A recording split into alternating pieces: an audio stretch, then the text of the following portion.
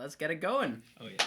Hey, everybody, and welcome back to Who's Taking Watch? The Dragon's Might. My name is Brad, and I am the DM for this arc. And who do I still have with me around this table? Oof. I'm Zach, and I'll be playing Dirk. I'm Victor, and I'll be playing Lior. I am Michelle, and I will be playing Tal or Tala. And I'm Marty, and I'll be playing Paige. Wow, I feel like we brought a lot of finger gun energy, and we were kind of let down pretty quick.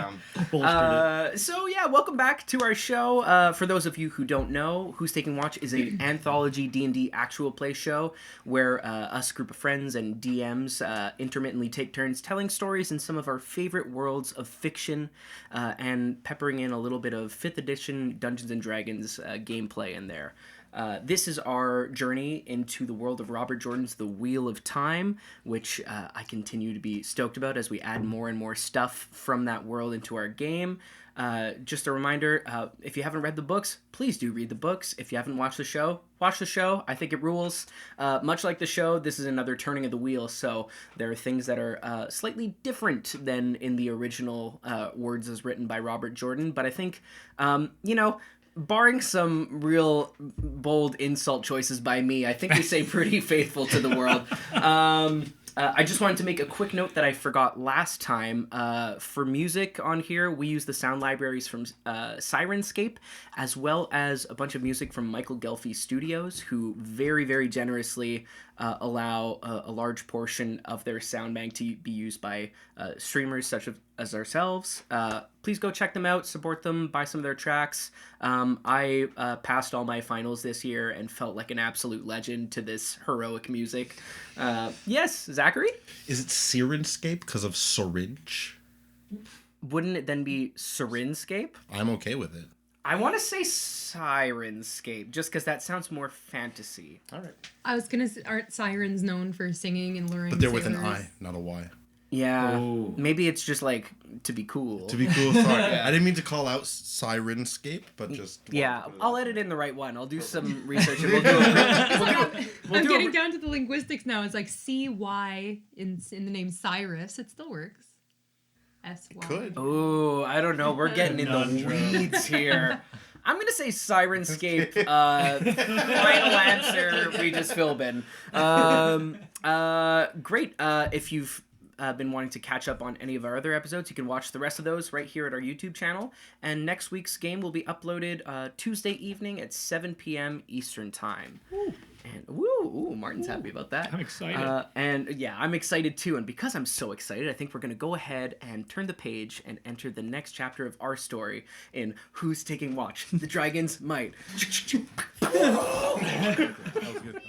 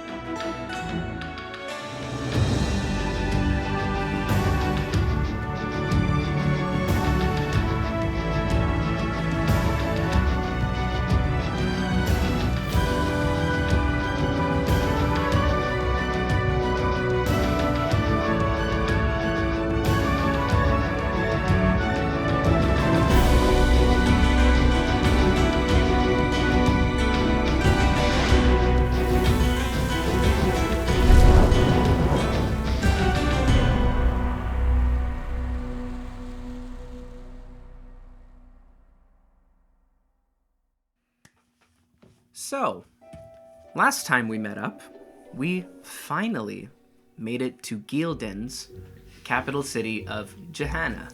2 names that we have struggled with a lot more than I expected. I don't know what you're talking about. It's a regional dialect. I don't know what you're talking about. We finally made it to Jehannah, where the group entered in with a feeble attempt at splitting up the party, quickly rebuffed by Tal, where you guys agreed to go about 2 sort of different angles of business. One where Lior and Paige would go to the Jehannah Palace, where they would meet with the Lady Pericia Alurin of the Crown High Council, who had contracted the Ogier to come and do some stonework a mere 8 months ago. And the other group Dirk, and Tal canvassing the streets and trying to find a place to stay. Now, in the Jehannah Palace, after venturing through the various rings of the city and seeing the amount of refugees that were bloating the population of the city, you did meet with Lady Patricia Lurin, who was rather kind and somewhat surprised at seeing Lior, or any Ogier for that matter, given that since they sent the invitation, war had broken out, but wanted your help with reinforcing the city's stonework as opposed to the castle itself. You generously agreed, and yourself and Paige were brought into a room with some military folk, one of whom, a certain Captain Felix Millen, struck a chord as a familiar name among you guys. You were contracted to start work the next day, given a pouch of 20 gold to buy supplies, and sent on your way, and warned probably not to stay at Paendrag's Peace, a little cursed inn that these two were visiting. That curse seemed to be oddly specific to Paendrag's Peace, a name that bore a resemblance to the word dragon in a civil war with someone claiming to be so, was the target of a lot of graffiti and a lot of defacing, and seemingly strange fires that sprung up, or freak accidents whenever someone would stay in the inn. Rather than moving on, you guys very persuasively managed to get yourself rooms, which turned sour when you went back and the owner had lost an eye that he did have before. Super did have 2 eyes, now he has 1. Big bummer. And you were told you weren't allowed to stay there since there would be no staff overnight. After I would say a wildly successful distraction from Paige, you guys managed to clear I would say you guys cleared the streets and made your way in and went to bed down for the night. When just about to fall asleep, you heard the creaking of floorboards downstairs. Could it be the building settling? Maybe. But the next sound, a loud on the ceiling beneath your feet, certainly wasn't. And that's where we're going to start now. What would you like to do? freak out. Well, it seems that someone knows we're here. Maybe we should go talk to them. They'll be a little bit upset that we're staying here when there's no staff here. Dirk, is this part of the big prank that you're trying to pull on us? To be honest, I needed the other guy here for that. The curse was supposed to kind of affect you and like shenanigans were gonna happen, but the other dude lost an eye, so I'm pretty sure the curse is gone with him. I mean, I don't like these pranks. losing an eye for a prank is pretty hardcore, I have to say. I'm not sure. While they're chatting, I'd like to stealth down the hallway and the stairs to go check it out. Great, make a stealth check. And while you guys are arguing, you are intermittently hearing like things moving around downstairs. 17. 17. What's everyone's passive? Anyone got 15, no. 15. It is a 10. Okay, you sneak out and you guys are arguing about how hardcore pranks are when you lose an eye. Listen, I don't have anybody else downstairs, but it seems like there might be multiple people at this point. Would I be able to rummage around in my bag and subtly channel a layer of protection? Absolutely. Okay. So you're channeling your mage armor. That's correct. To put it in a oblique term. That is right. I do not have a writing utensil to indicate that. Oh, I got pencils. Can I take them? Who needs pencils? No one is losing an Who eye. else wants a pencil? Do you need a I pencil? thought I needed one, but not anymore. I'll share with Zach. I'm good. I like both my eyes where they are. I'm gonna go ahead and prank. pass pencils to Zach. Do you need one, Michelle? I'll just share it. Oh, okay. I think we're good. Great. Maybe hand that one to Yes, Michelle. Okay, absolutely. Now, Tala, you sneak out into the hallway, and you hear the sounds of these 3 lower voices, still somewhat quiet. You guys are not trying to draw too much attention to yourselves, but you hear them, and you also hear the sounds of, like, scuffling noises downstairs, like a dragging across the floor or something like that. You are in a hallway with one window with the moonlight shining to give you a bit of dim light behind you, and looking like there is some sort of flickering light at the base of the stairs to downstairs. What would you like to do? I would like to kind of like testing each step before I put my weight on it for creaks, sneak down the stairs and try to get some sort of a look at what this stomping thing is. Okay. I am going to ask you for another stealth check, I think, just because getting out of a room with 3 people you're in a conversation with is one thing. Yeah. But you can do so with advantage because you did do well on the first one and I would feel bad. Thank you.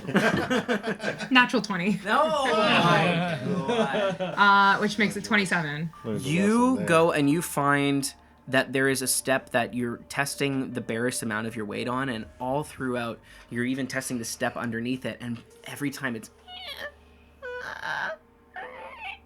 creaking every time, and you're trying to figure out if there's a way to do it other than just jumping down the stairs.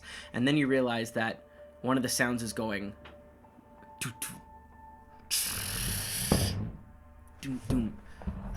and you take a risk, and on the third time you're hoping that whatever's moving moves a third time, and you step on that creaking step and go right past it, right in sync with the sound downstairs, covering up the sound.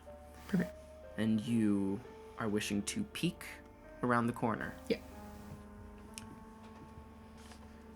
Make a perception check for me. And this is straight because as you're getting closer to the bottom of the steps, you can see that there are torches now lit downstairs. Not my strong suit. Well. 7. 7. You look downstairs and peeking your head around the corner, not wishing to be seen by anyone.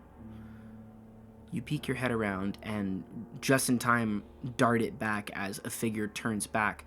It looks like the room has been cleared of its tables. They've all been dragged off to the side. And it looks like the one who's dragging them off is Stav. The drunkard that you had seen in this bar, who some would say without whom you shouldn't be staying here. You see Stav pulling tables off to the side quickly, and his steps are, you got a pretty good sense for this guy's general steadiness. His steps are steady-ish, but you see there is sweat on his brow, and as he looks over, not in your direction, but as his face turns in a way that the light catches it, you could see that he has fear in his eyes as his eyes dart towards a corner of the room that you can't currently see. Sort of like the corner to the right of you, barring sticking your head all the way out, you can't see anything there. Cool. Yeah. Is there any other angle I can take to get an eye on that corner without Stav seeing me?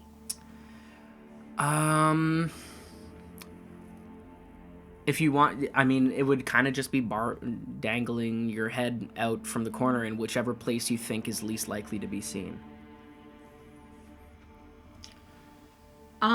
Tal can already hear Dirk yelling in her head, so she's gonna retreat back up the stairs as stealthily as possible, keeping to the edge to avoid the creaking. 100%. And go report to the troops. Absolutely. And you guys have not yet noticed that Tal is gone, as you are still having your conversation about hardcore pranks.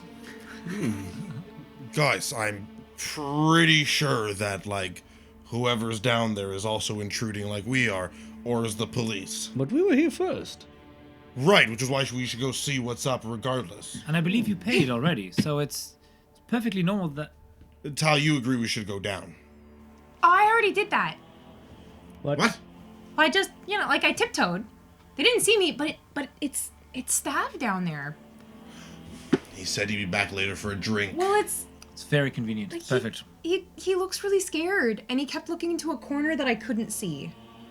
And so I don't know if... Maybe Is he afraid of the curse, maybe? Maybe that's He where... was looking in a specific corner, and unless the curse lives in that corner... Maybe that's where What's-His-Face lost his eyeball. He looked really scared. I don't know why he came back kind of scared. If we had the downstairs and he was looking at the corner, where would that be in relation to the upstairs where we are now? Well, so I went to the bottom of the stairs, and from the bottom of the stairs, I could see, the open room with Stav he was pulling all the tables and chairs to the side, but then I'd have to kind of peek around the corner to see that corner, and I didn't want to lose my head. I'm with you. Brad, hearing this, where is that? Are we above that corner? Are we anywhere near that? Where do I have to be above? You are somewhat above that corner. Getting a sense for the specific layout of the building is a little bit tough, given the little limited amount of time. But the staircase that you came up is sort of like at the back wall of the inn, and the hallway treads back to a rear corner where like there's a small stage set up where you had seen earlier in the day that one sad bard playing a broken lute. Stay here a moment. We'll go down in a second. I'll be back.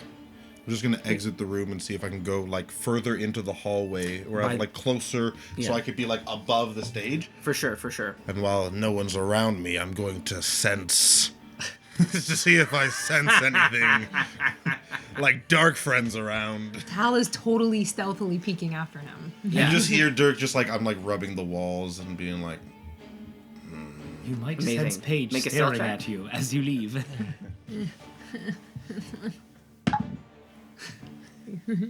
23. Yeah. Oh no. Yeah, for sure. Dirk, you open up your senses, and I've had you roll for this every time, just to see if Leor was actually a secret troll, or to see if everyone in the inn, while you like started levitating in the middle of their conversation, was bad. There is no roll required for this. For about 10 to 15 feet directly below you, you immediately feel... It's almost like you receive it as an auditory signal, where you just hear like a inside of your mind, and that is the sense that just like rattles you. As you are peeking and going, what's he doing? You are rocked out of your concentration of trying to focus on, maybe I get him this time. You are rocked out of your concentration by the sudden sharp focusing of that swirling mass of voices into one pointed, angry voice with 3 tiers. At once your own, at once the mentor who found you, and at once the harsh tutor who you've been corresponding with. At once just screams this cold, icy dagger into your mind that just says, "Coward!" And Dirk, you feel something deeply wrong directly below you. So like immediately I'm gonna turn around and like almost run back to the room, push Paige and slide and close the door. All right. Okay, there is something in that corner. I get a feel for these situations, and it's very well that Stev could be a dark friend. Stav didn't look like he looked scared of What's something. that word you used, Paige? Not dark friend. There was that other one. I don't know what you're talking about. The shadow spawn. Yeah. Sure, yes. I think a dark friend or Are a you shadow okay, spawn is here. Paige? I don't know who's down there, but it's not good. Okay. Do we leave or do we fight? I mean... Look, if there's really a curse, We fight. perhaps... There's more people coming into the town, into the city, and they need all the space that they can get. I must know. We must know. We should... If we fight, we draw attention to ourselves. I just want to make that clear. We are nobody in this city right now. Well, we are nobody in the city. That's fair. People You're know pretty that. Popular. So many voices. And she loses the one that is her own. Go away. Go away. Come look into the mirror and find out who you are. Is there a mirror in the room, perchance? There is a mirror in the room. I will not look at it. And I will say, we should go down. I think we need to deal with this. I don't know how. Hey. Should I go first? Definitely not, Paige. What are you thinking? Oh, She's the only one who apparently knows how to deal with these things. If this is a shadow spawn and she knows how to channel, She is the best equipped to do this. I will go first. Are You're- you in this? I don't know how to deal with any of this. You're both also sensing things in your head. I used to be a white cloak. I get the feeling that something's off. It's usually off.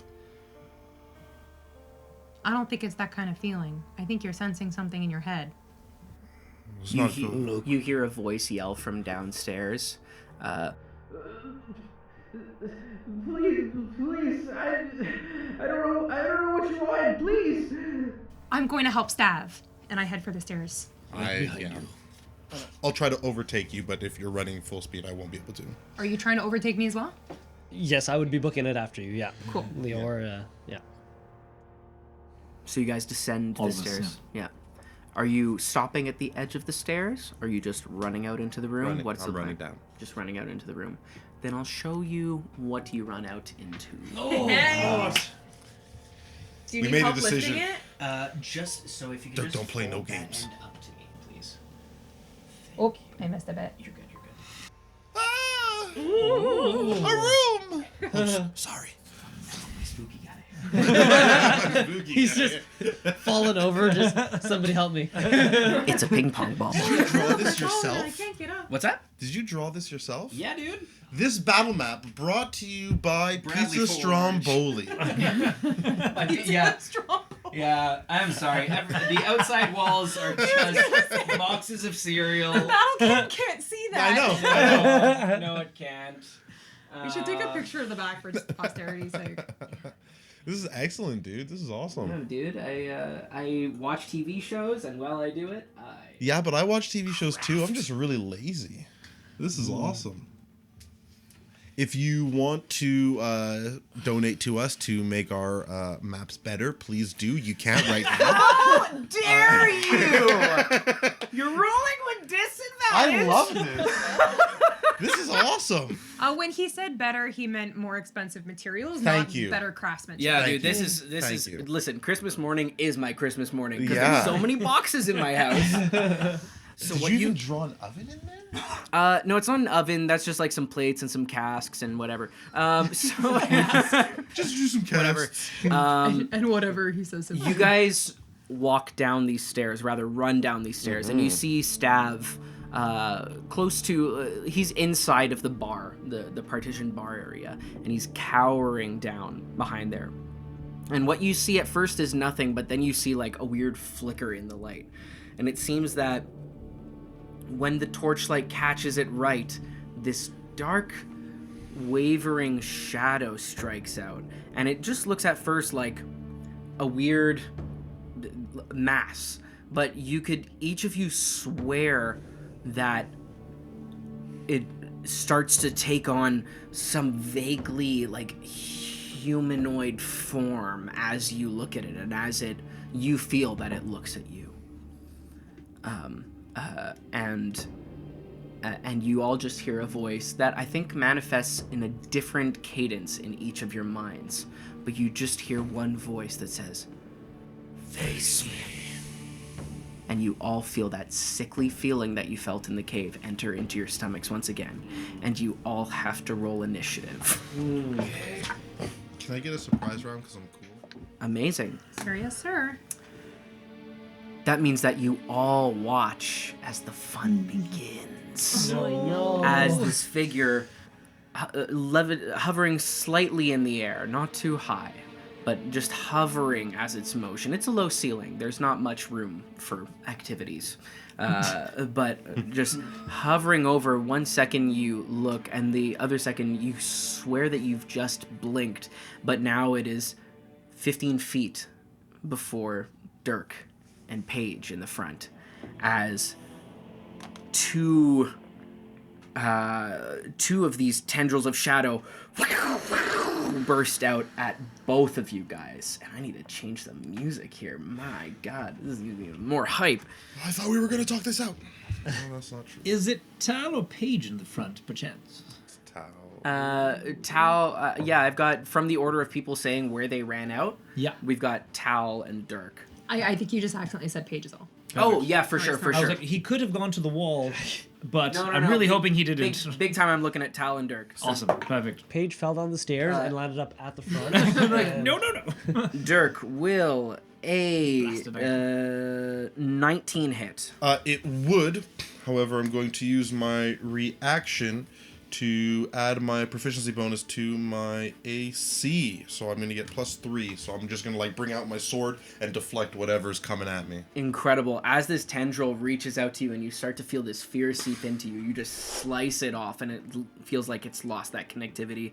It misses you. Tala, that's a natural 20. Oh my god. Wow. I was gonna ask if deflect missiles would work, but I don't know if that would work on It natural would 20. not. It would not. Cool. It is not a tangible, Cool. but it is a crit. I literally could have given this. You didn't know. Oh jeez. I was just looking for one more thing. It's not that. It's not I that was like, bad. did anyone else hear the number of dice that just hit the table? I'm very upset. Oh, that's a terrible roll. Oh, thank God. Your boy is back. Your boy is cursed. Oh my god, that's so ridiculous. That's going to be, you take 14 points of psychic damage Cool. as this.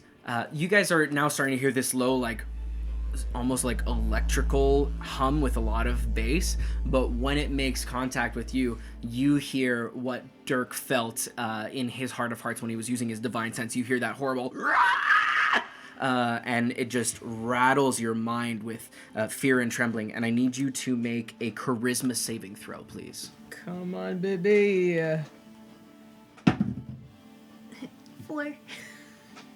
This is the 4. 4. Oh no. Okay, so on a 4, oh, excuse me, light, sorry. Sorry. So it had moved 1, 2, 3, 4, 5. There we go. To within 15 feet of you, and on a 4, you are pulled right up next to it. Ooh. Grappled? Oh jeez. Not quite. Okay. Devoured. No With longer its with us. bonus action, Oh. now not staring cool. directly in front of you. The face flickers again, only in your mind. No one else is seeing this, but the face flickers again, and the darkness forms a round shape of a head with clearly a rough, large beard, bald, and severe eyebrows that just looks at you with a familiar one-cocked eyebrow that you recognize. And I need you to make a wisdom saving throw, please. It's Dwayne The Rock Johnson.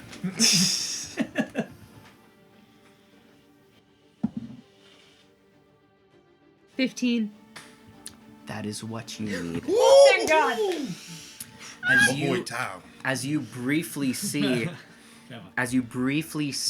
this outline start to take color and beckon you, and you know, and you snap out of the familiarity that you are seeing and look at what is in front of you and just wrench your wrist away as it goes to snare and bring you in. You just avoid something bad. Capital S, capital B.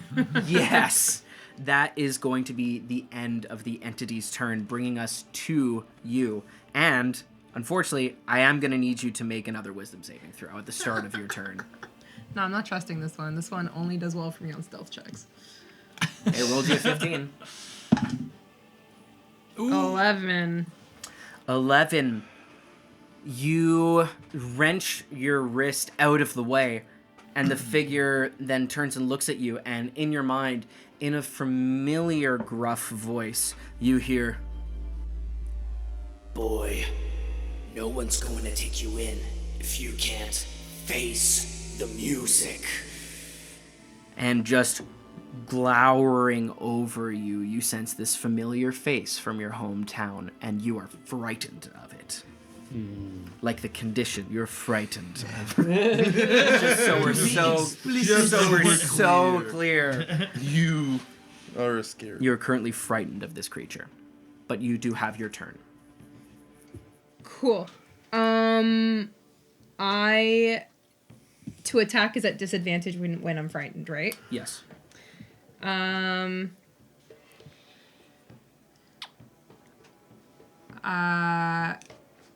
Tal will look up at that familiar face and in a trembling voice say, But I tried my best. And swing out for a hit. Go ahead with disadvantage.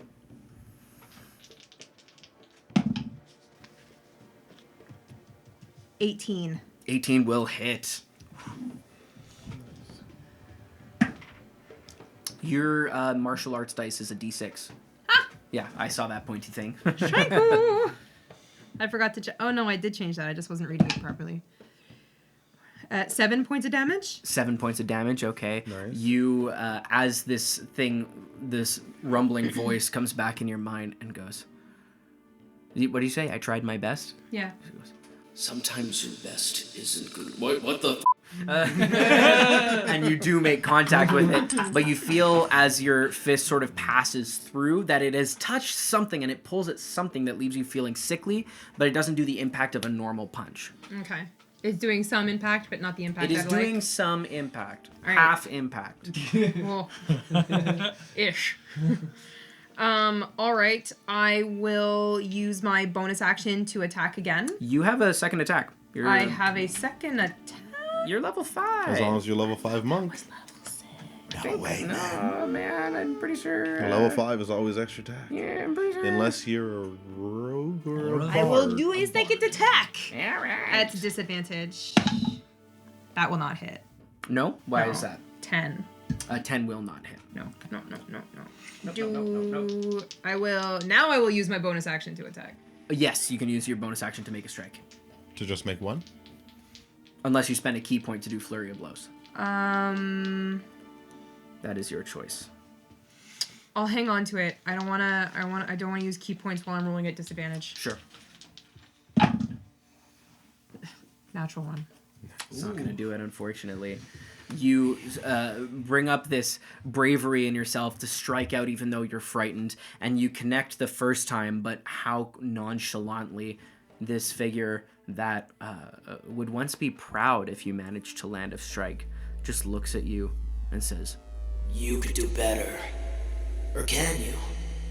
I don't think you can.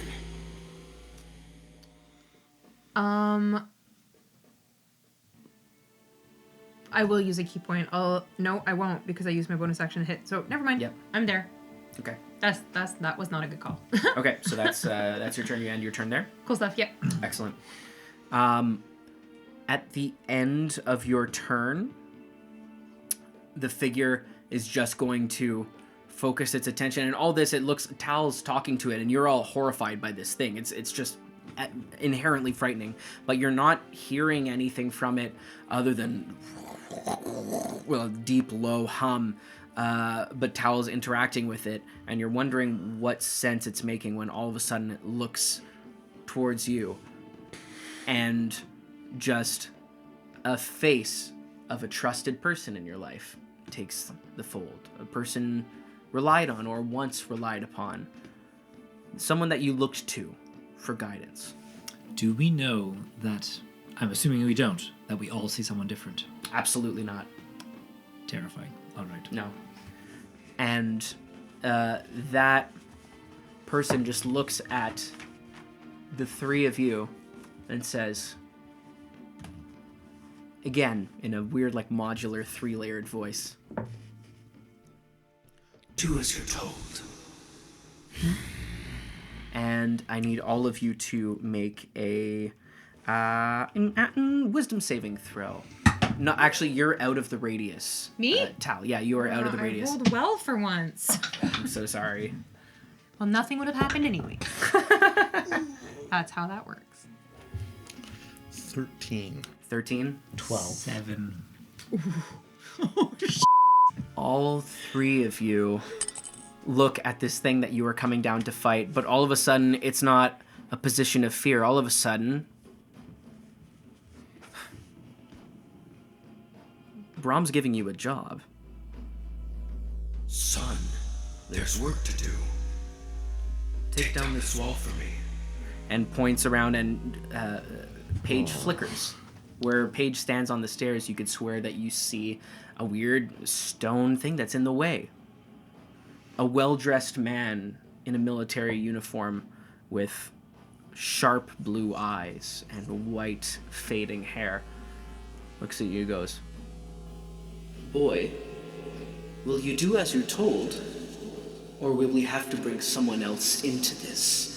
and that fear that you've repressed for such a long time comes back into the fold and looks over at Lior. All of a sudden, you're questioning whether your intuition was wrong. And Paige, you look over and you see a kindly face saying, Now, dear, we've sent you on a bit of a mission, and you know what our mission is. What can't be made right, you tear up from the root. And you just look and you see wickedness, and you guys are all confused. Whoa. Oh, we're doomed. Lior, it's your turn. We're not doing good. At the start of your turn, you can't take reactions. Yeah. I need you to roll a d10 for me, please. You can't take reactions? When you're confused, you can't take killing me, reactions. Brad. Why would you do that? You already used your reaction this round. I wanted another one. Next round. It's a 6. A 6.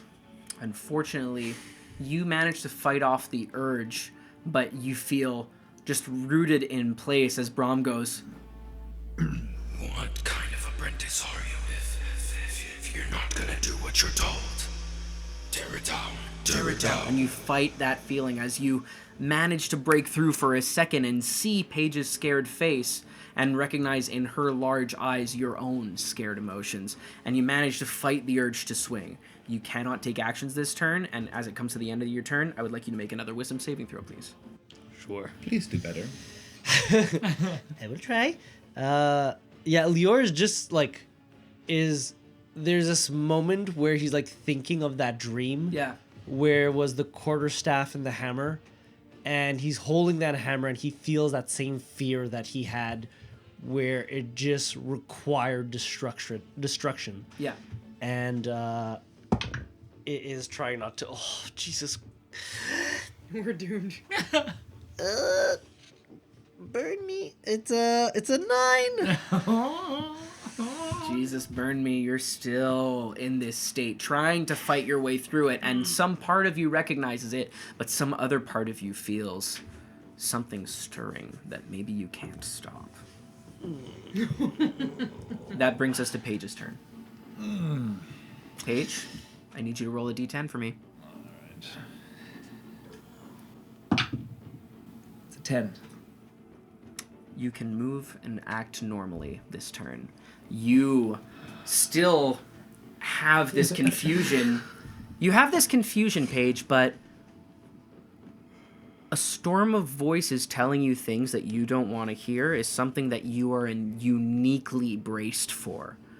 And you recognize there's a bit of a slight tell in this voice. She hasn't cussed once. That's not normal. And you're able to shake off this fear, and you can act normally on this turn. What would you like to do? I'm going to look up at her and then immediately look down and say, Imposter, get out of my head. You're not invited. And I'm going to channel carefully, or subtly rather, Mind Sliver. Mind Sliver. Okay, remind me again what that does. I'll remind myself as well. It's appropriate. He's like, ha, brains. Mind Sliver does. Hold on to your horses. He's immune to psychic. We will find out.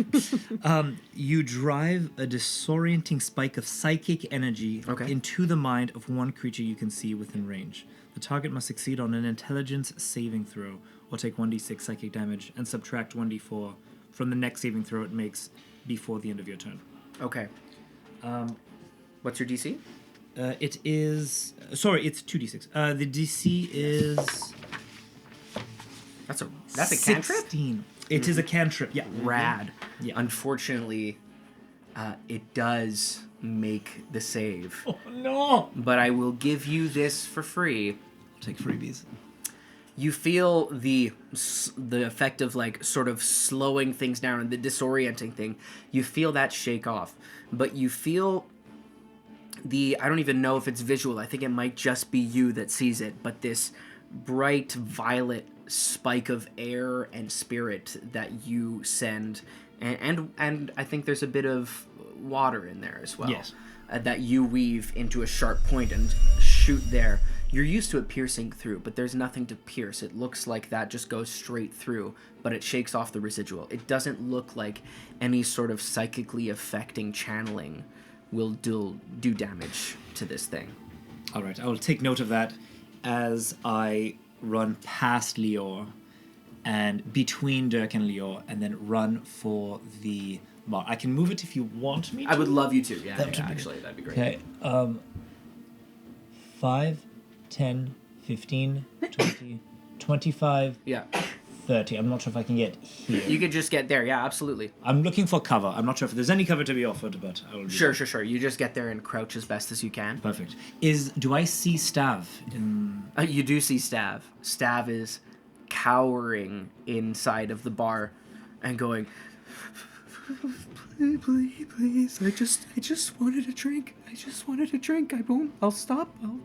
Doesn't seem like he's seeing anything that you are seeing in a strange way. Okay.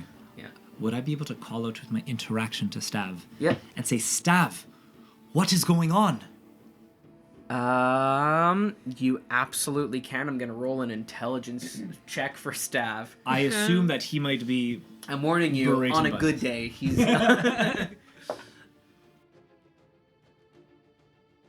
He just looks at you and goes, "The tankard speaks." And that's all you get out of Stav. Cryptic, yet useless, Stav. Thank you. I'd like you to make a wisdom saving throw with advantage because you got a 10 on your D10 roll. I got a 15. Breaks any of that illusion. That figure that you're still seeing, you're still seeing that figure of Lucille looking back at you. But then he says, "The tankard speaks," and you just go, "What?" And you look back, and it's a swirling black shadow once again, and you feel the influence that it had on you gone. Perfect. Okay. Amazing. That is going to be your turn. Dirk, you are up, and I need you to roll a d10. I don't want to do it. But I want you to. 8.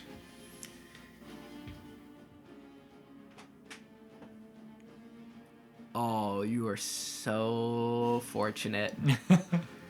The creature uses its attack action to make a melee attack against a randomly determined creature within its reach. I'm so short I have no reach. If there is no creature within its reach, the creature does nothing this turn. You swing out, and halfway through the swing, you feel this like, "Do this for me, boy."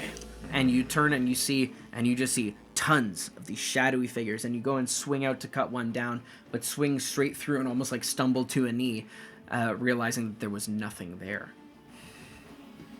That makes me angry. Sure does. Doing a bonus action rage? No, I can't do anything. I gotta make a wisdom save at the end of my turn. You do have to make a wisdom save at the end of your turn. Go away! 21! Woo! You snap out of the confusion as you say, "Go away." Make another wisdom saving throw for me if you don't mind. Worse, 8! 8. You hear a voice in your head that is more familiar than this unnerving one that goes, "We could do something about this. You know you can. Just give into it." Well, I don't have any movement anyway, so we can just... Okay, we can just really move past my turn right now. Yeah. But like, if you're Yeah. close by Leor, you'll definitely hear like, "Not yet, shut up. No, Leor, get out of the illusion." A luge comes down the stairs. The luge is coming. Amazing. That is the end of your turn. Yes. Glorious. That brings us back to the top of the round, where this creature is going to swing around where Tal is to get adjacent with Dirk and Tal. Is going to shoot out both of these at Lior and Dirk. So the first attack is going to come in on Lior. Yeah. That's so cocked, but it would have been a 20. Oh. Okay, it's still going to hit. That's a 25. Oh, yeah, of course. Don't even say that out loud. That's the same thing that I rolled for the crit. But, like, good. 14 points of psychic damage to you. Gotcha. And I need you to make a... Actually, you know what? No, you don't. Because you feel this thing reach out and grab at you and pull, but you are so large that it is incapable of pulling you closer to itself. And the shadow kind of goes... cocks its head like a dog. This hasn't happened before. Dirk. I promise, this move usually works. It will miss you with a 11.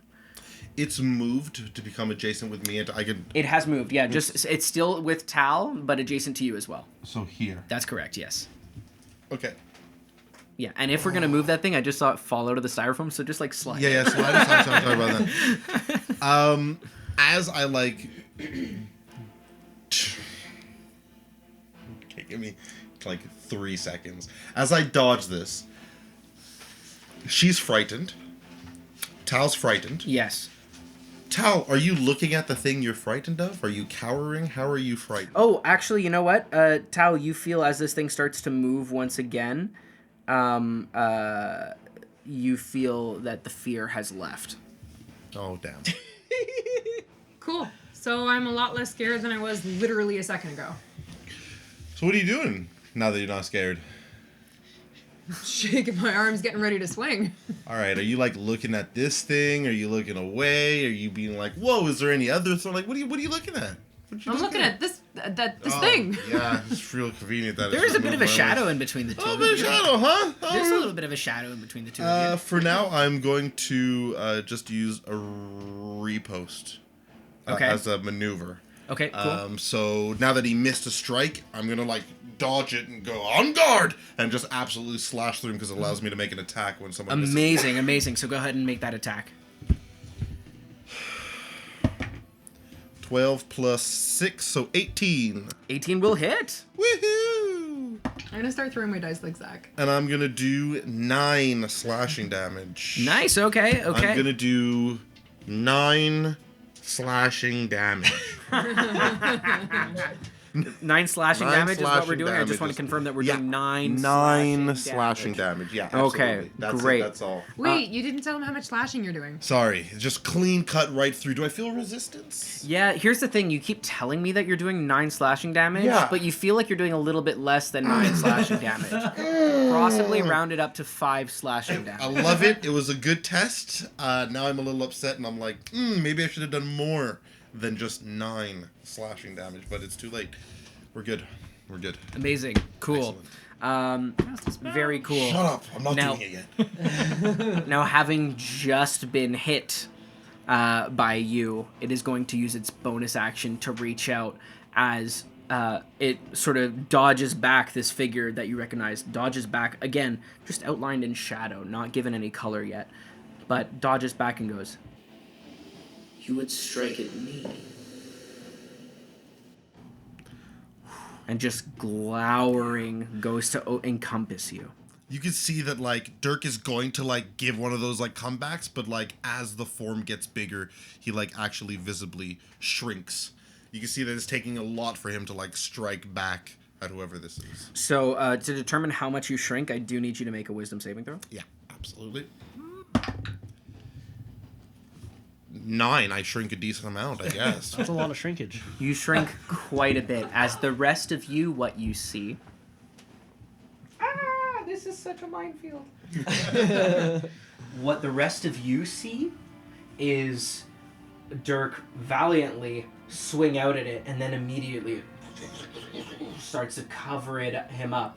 And then you still see Dirk, but you see Dirk trapped within. Oh my god! Oh no! No, that makes if it can stand, it makes so much sense to put that on top of Dirk. That's what I'm trying to do, but this thing is. No, but like without the base. No, it can't. Dirk is the base. It's a ping pong ball. Did I break your thing? I'm so sorry. No. This is really a bootleg operation. That's not how that works. Dirk You say, only damn it, it's knows all your how fault. to destroy. You see Dirk is enveloped by this thing. Dirk. It hurts. It is a hot summer day. And you've been having rigorous training. Yeah. A tall, familiar man with white hair and piercing blue eyes, much the same as your own, stands before you, having just knocked you to the ground once again. Your brother sits on the side, having already been defeated, and you lasted quite a bit longer, as is your habit. But even you haven't learned the skills necessary yet. You're only 12. Your progress at this age alone is remarkable, but you can't possibly. And not for the first time, you think against all of the teaching that you have had. Everything you've learned in this city from every adult with that same stern piety about them. About honor and about respect for your elders. And you think, not for the first time, that this isn't instruction, this is cruelty. And as your father turns his back on you, already verbally leading into, gentlemen, until you can do better, I see no reason why you should be allowed any better training. You see a chance to deal a blow. And as soon as you reach out to swing, you know that it's a craven move. His back is turned, the sparring is over, and he knows it's a craven move, but he knows you for a craven. And he reaches out and catches your practice sword as it's about to hit his knee. And towering over you, he goes, "You would have me believe that this is one who walks in the light behaves." I just want to win.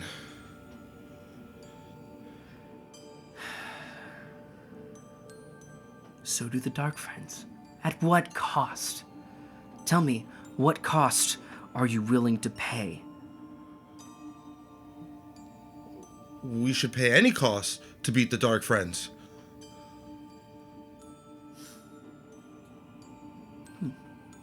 You might have a point.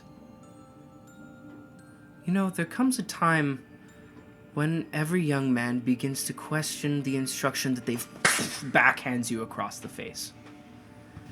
And you take 11 points of psychic damage. The rest of you just see Dirk as if through a screen with eyes. You know, Dirk has typically a pretty gruff, frowny face. All of a sudden, his expression totally changes to eyes wide, and you see a genuine fear. A fear of something tangible. You've all been afraid of things together on this journey, but you see a recognized fear in Dirk's eyes as he just recoils, and you can almost see a handprint on his face. With that, the creature is going to move to the corner where the stage is.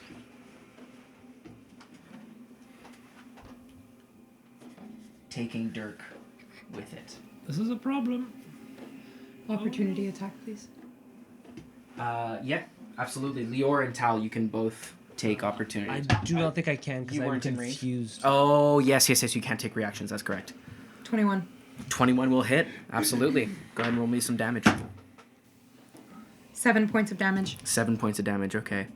As you start to chip away, but you see the confident and fearless brother figure that you have met on the road, just as you drag away. You punch in such a way that it doesn't connect with Dirk, but you just see the hopelessness as Dirk's body is puppeted and dragged backwards.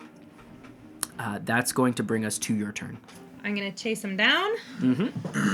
La la la la. 5, 10, 15, 20. Yeah, I could have moved so much more than that, but I didn't. So a friggin' 50 speed, bro. I'm gonna whack him. Absolutely.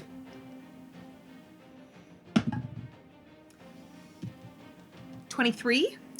23 hits, yeah, for sure. I'm going to use my distracting strike. Okay. I'm going to add a superiority die. Yeah. And then the next attack roll against the target that is not from me has advantage if it's made before my next turn.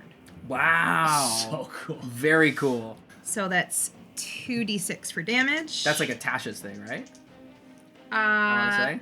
No, I think it's No, a, I took a Oh, feat. yes, you did. Yes, you get a did. fight. Thank you. So cool. That's awesome. 11 points of damage. Ooh, that's a good hit, too. Well, it Damn. averaged out. I rolled a 6 and a 1. Okay. We'll take an average. I'm going to take my second attack. Absolutely. 15. Yeah, 15 meets it and beats it. Dope. 6 points of damage. 6 points of damage. Nice. And I'm going to flurry of blows. Very nice. Very nice. His towel's just wailing away. Oh my god. 18. 18 hits. 18. With my open hand technique on a flurry of blows, I'm going to use a strength save or be pushed back 15 feet, hopefully without Dirk. That's very interesting. A strength save, you said, right? Yeah. That's so cool I because just imagine Dirk inside this creature is just like, that's so Yeah. cool. So good. That's my boy. Al's killing it. It's one of those things where he's inside. I don't and know she's if at it's the glass against tank, my monk It's save. gonna be. I think it's against your monk save. Is it a battle master maneuver? Or? No, it's Oh, open hand it's technique. open hand. Oh. Okay, so I But I think it don't was. know if it's a contested strength save. It just says strength save or be It would pushed be back. against your DC, so it's a Yeah. wisdom, I believe. my wisdom DC. Okay, so it's DC 13. DC 13. It meets it. Unfortunately. Balls. All right. But unreal. Unreal. The damage for that is 5. Okay. Beg your pardon? What's your wisdom? 3 plus 3. So the DC's 14. DC's 14. We just How went does up a the DC? level. Oh, because we Proficiency just bonus. Proficiency. level. Proficiency. Yeah. DC's 14. Still, unfortunately, I said meets it, but what I meant was beats it. So I understand. That was a good angle to take if I knew how to talk. Yeah, that was fine. I was like, Yeah. let me just do some math real quick. I'm going to hit with my second flurry of blows. 100%. Yeah. Your second attack. math were you doing? Dirty 20. Oh my god. And again, I'm going to try to... It just says when you hit with flurry of blows. So I don't know if I can try twice Yes, if I hit yes. him twice. That's so sick. Open hand technique is as long as you hit with your flare blows. You So And this I is will- one of your flurry of blows. Yeah. Yeah, so I'll do it again. Strength Yeah. save or be pushed back. That's sick. That's sick. flare blows. So good. Open hand is so good. Yeah. That's a failure. How far does it get pushed back? 15 feet. 15 feet. Damn. And he takes max damage from it. Oh my 10 god. points of damage. How much damage was that? I wasn't God. counting. That's a lot of damage. I just have to read He this. took my friend. 28. Oh my gosh. Now, it doesn't say super specifically. When the creature moves, the engulfed target moves with it. Yeah. But it doesn't say forced movement. It doesn't say anything about forced movement, but it also doesn't say when it takes its movement. So because it is moving, I'm gonna say that Dirk stays there. Allowable. It's allowable. I would like you to make me an insight check with advantage, please. Yeah, just move it 15 feet, I think it was. Yeah, 15 feet. It's right against this. Yeah, that's great. Boom, right into the wall. Dirty 20. Dirty 20. No, I'm sorry, 19. 19. Still very good. You get the sense that as you push it away and you are waiting for Dirk, you almost like still have a hand in. Your last strike is an open hand, much in line with what your path is. Your last one is an open hand, but as you're reaching out to grasp Dirk, Dirk flies off with the creature, and you see once again this gruff, bearded face going, You know you gotta face the music. If you want him back, you gotta talk to me. and you get the sense that you could perhaps spend an action to try and get someone out of there.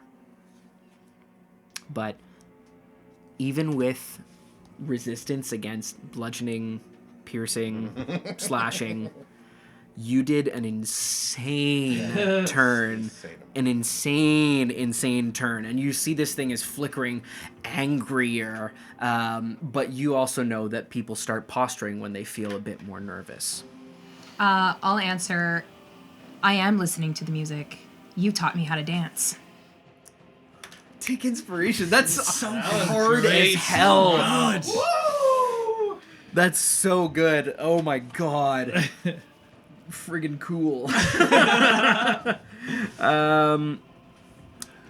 Very good. It is going to at the end of your turn. I'm so jazzed. That was such a badass line. I got goosebumps. Listen, in a world where like channeling like reigns supreme and there's like crazy stuff happening, turns out all you need is good punching and a little bit of moxie. That was such a good turn. Oh my god. At the end of your turn, it is going to look up and try and reach out a tendril of its shadow towards you, Lior, from a distance as it projects a little bit of itself towards you. It's a natural 20. Jesus. Snap. What can I say? I hate Victor. No,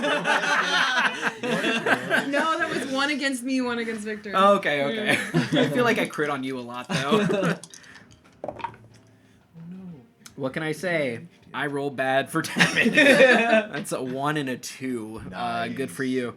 So it deals you 7 points of necrotic damage as this thing reaches into your confused, befuddled mind and reaches in, and you're transported to a lovely field where you picture yourself being married.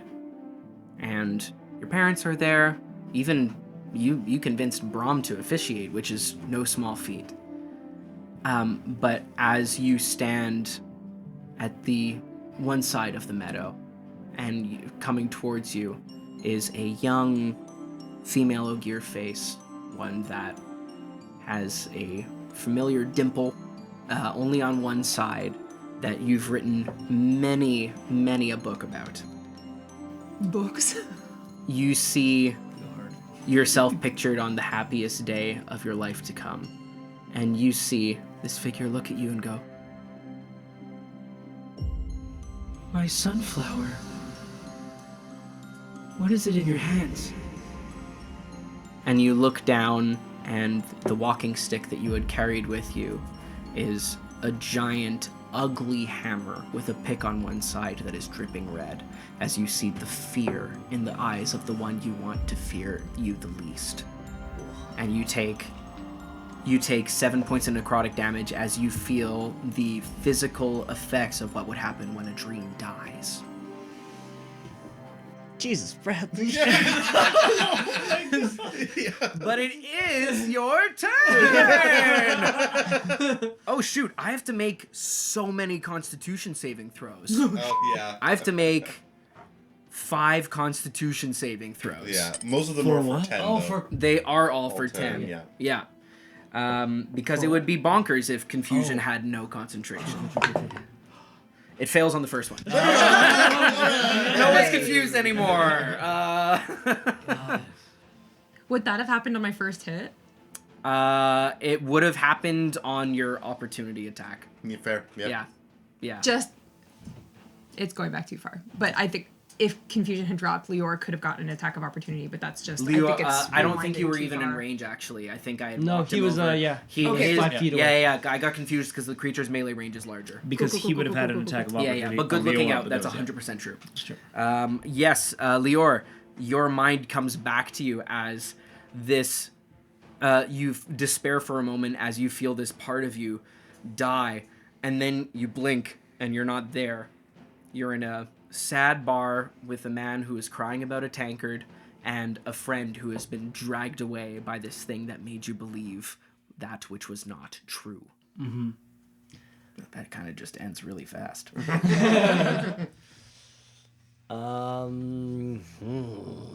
Lior's going to start to charge his way over here. Yes.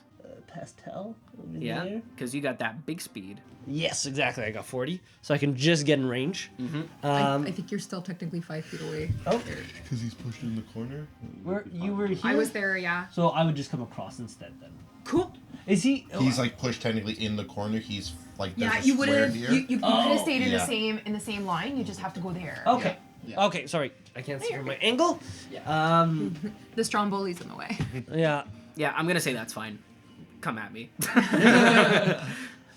Yeah, and he's going to he's gonna look at his stonemason's hammer, which does not have that jagged edge. No, it does not. And he's gonna look at the face, and he's gonna say, "You would dare use me to hurt my friends. You asked me to break the wall. But the first question we ask is, why do we do the work? And it's to help those that need it." And he's gonna just start wailing as he goes into a rage against this thing that tried to use him to hurt his little friends, which he does not appreciate. Yes. I love that word little. I was gonna say little friend, not even being pedantic. He's just huge. It's just true. I have advantage because of On your your first thing. hit, yes. Yeah, Right. so I will steal this. Good memory. I forgot. Almost a nat 20, but it'll still be a 22 to hit. Yeah, 22 hits. It's like watched it just a little dribbled bit. off the side. Well, it was almost a nat 20 on both of them. Yes, yeah. It was Yeah. very close. 12. Oh, it was here the whole time. Just like the friends. Oh, made it's along not the way. good. It's 9 points of bludgeoning damage. 9 points of bludgeoning damage, okay. Much the same as the other two. You feel the impact, and you're swinging high, but you feel less resistance than you would expect, and you have to like sort of course correct that so you don't brain Dirk down on the inside. But it does deal some. 9, you said, yeah? Yeah. Okay. And gonna hit it again. And just like, even though this thing is ethereal, I'm just gonna be trying to try and shove it into the wall and make it part of the masonry behind it. So I'll use my crusher feed just to be mean. So it'll be another 22 to hit. That absolutely hits. I have to roll a save for that, yeah? For what? Do I roll a save for Crusher or no? No, it's just 5 Yeah, feet it back. just happened. And Yeah. it will be that was a good one. That's 15 points of damage. 15 points of damage. That is very good. As you deal a blow, and maybe it's because it's taken some damage, and maybe it's just a function of its physiology, but you are able to successfully push it back. It looks like it can incorporate into the stone. What can't incorporate into the stone is Dirk. As you swing this thing, you see Dirk pinned up against the front of the stage, and then the thing vanishes, and Dirk falls to the ground as you've inadvertently invoked its incorporeal movement, because it technically can move back there, and Dirk can't follow. You have found a creative way of getting Dirk out of there. For our purposes, Circumnavigating that whole problem. he's just going to pop up here, but he is on Nice. ground level. He's just inside of there, and none of you really see anything right now. But you saw him get shunted back there, and Dirk, this fear, this moment of horror ends, and you're cowering on the ground, and you see Lior strong in front of you, having just done a mighty blow of a hammer, and you feel something leave behind. Yeah, if you don't mind, I think the first thing that would have happened would I turn around still in the haze. Yeah. And you're swinging this hammer angry, and I just look up at you and I go, "Father, no!" Lior, I mean, what's happening? My heart. Dirk, it's not gone. It's still here. Let's kill it. Dirk, roll me a wisdom save with disadvantage. Wow, that really was a disadvantage. What am I rolling? Wisdom? Yep. 11. 11? 11, I'll say. That voice is coming out once again going, you can do something about this. You could show them what you're made of. Exactly what you're made of. You can do that. But you still feel that you have a decision to make in that.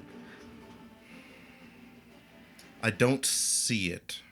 You don't see it. You just felt it leave through the back of you, but you don't see it. You spin around and you look and you just see a stage front. Okay. Is it Dirk's turn or is it... Oh yeah, is it Dirk's turn? It is actually not Dirk's turn, but That's okay. I'm just going to hold on to this for a second. I think you should. Good idea. Okay. Oh, because Paige does go before. I thought it was Leo. Then yeah, no, yeah, you're right. Good looking out. Great. That's going to bring us to Paige's turn. Paige, what you see and no one else sees is at the end of that move when they are all, you're sort of peeking out here at where the rest of your friends are. They're still aimed towards here where the thing disappeared, but what you've seen is it apparate right inside of here. Oh! All right.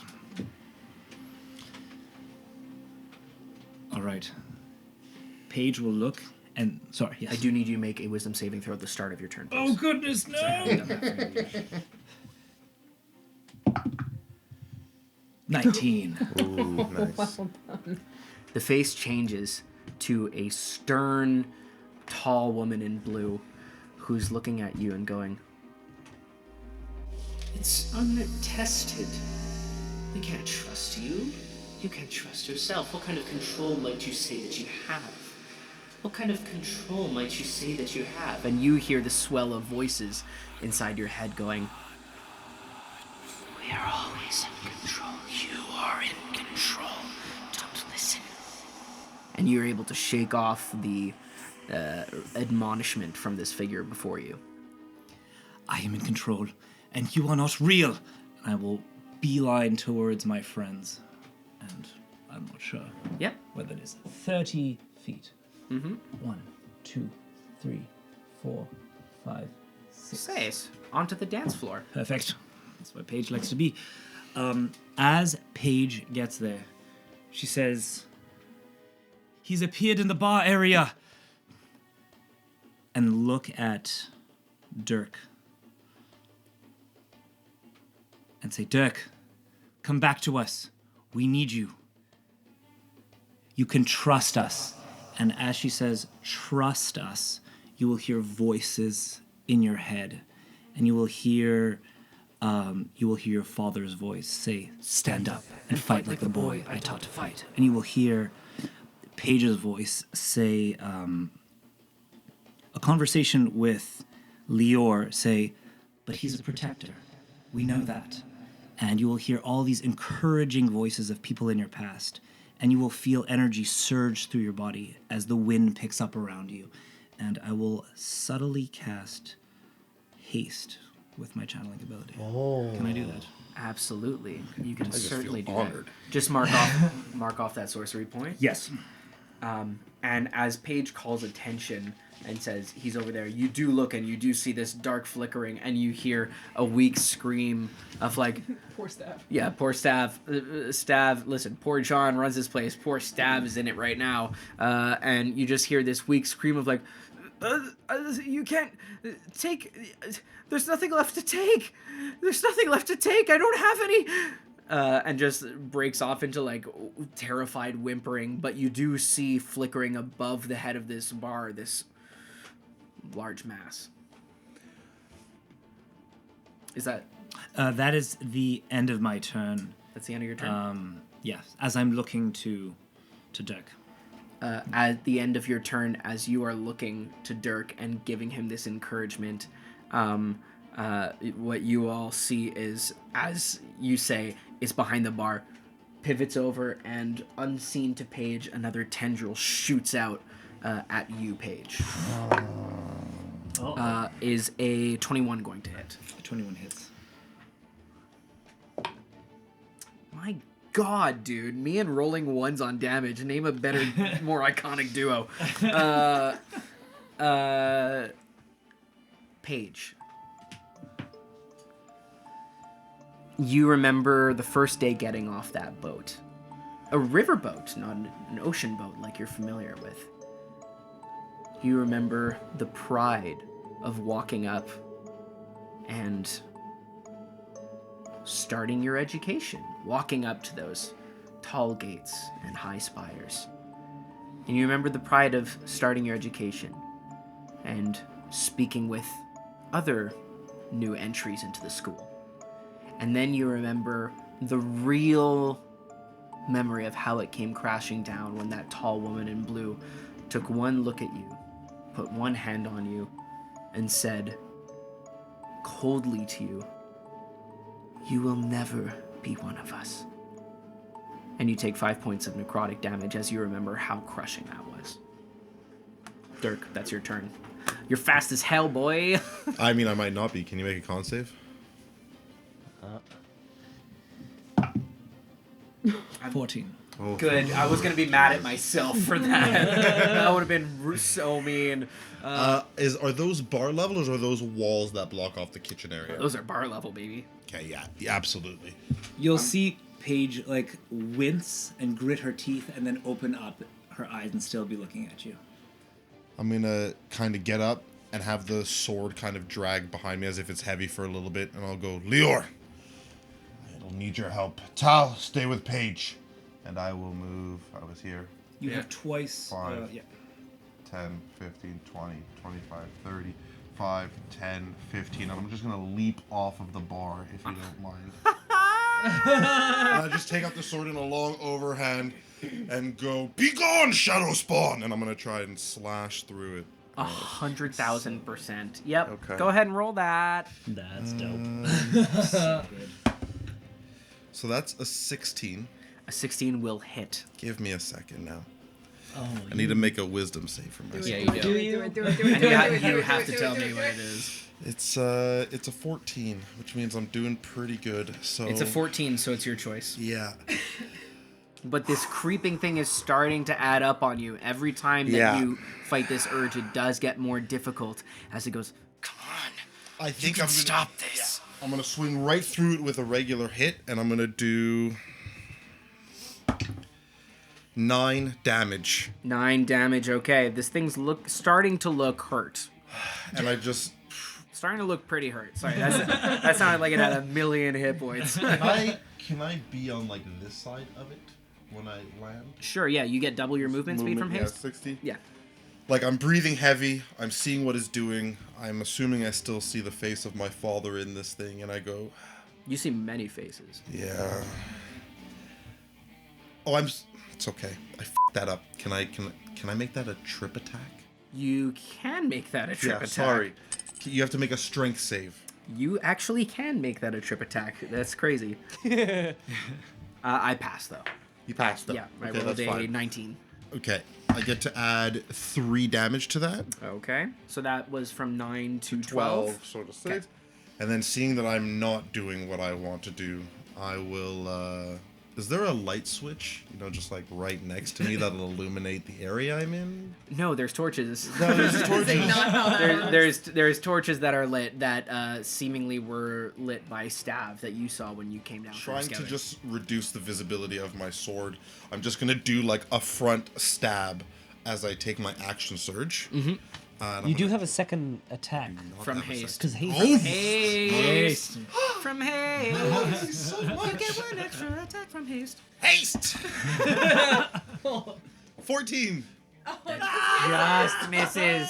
That just misses. Is there anything else you can add? You're too fast. I'm too fast. Action surge! Ah! Come on. Oh, Okay, yes. 24. 24 hits. Okay, so that's action surge. I'm going to make it a trip attack again. Okay. Am I going to make it a trip attack? No. I'm going to make it a maneuvering strike. Okay. Okay. As I hit it, I'm going to yell out, Lior, get your fat ass over here. I need it. Because it's a maneuvering strike, you get to move up to half your movement without incurring opportunity attacks. But I also take psychic damage from that very rude comment. And as I yell for him and tell him that I need him, I'm going to I don't channel, but I'm going to absolutely use all my might to absolutely channel into the sword. And light this bastard on fire with a nice smite. I fully saw that. Nat 20. Yeah. So stick it in and just try to burn him from the inside. Okay, so roll me the maneuvering stuff and the regular damage, and then roll me the smite separately. Is it undead? No. Okay, perfect. That's good. So 12 damage for the long sword plus the trip attack turns into maneuvering strike. Turns into a 13. So 13 damage, mundane. Okay. And then I don't want that one again. Terrible. Ooh. 7 additional radiant damage. 7 additional radiant damage. Yeah. This unreal strike, as just having been struck on the ground and in the most compromising position any of you have ever seen Dirk screaming, "Father, no." Immediately sensing that encouragement is needed, Paige, of all people, Paige extends you an olive branch. And I think, describe how your channeling is assisting. What are you weaving to give Dirk this opportunity to strike more times and move the way he's moving?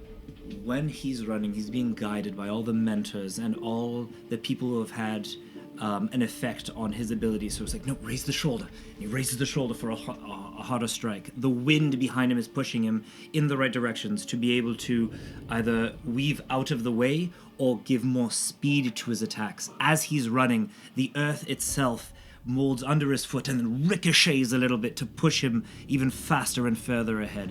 So elements around him seem to come together to make him more efficient, to make him faster, and it works with Dirk's abilities just to make him more effective on the field.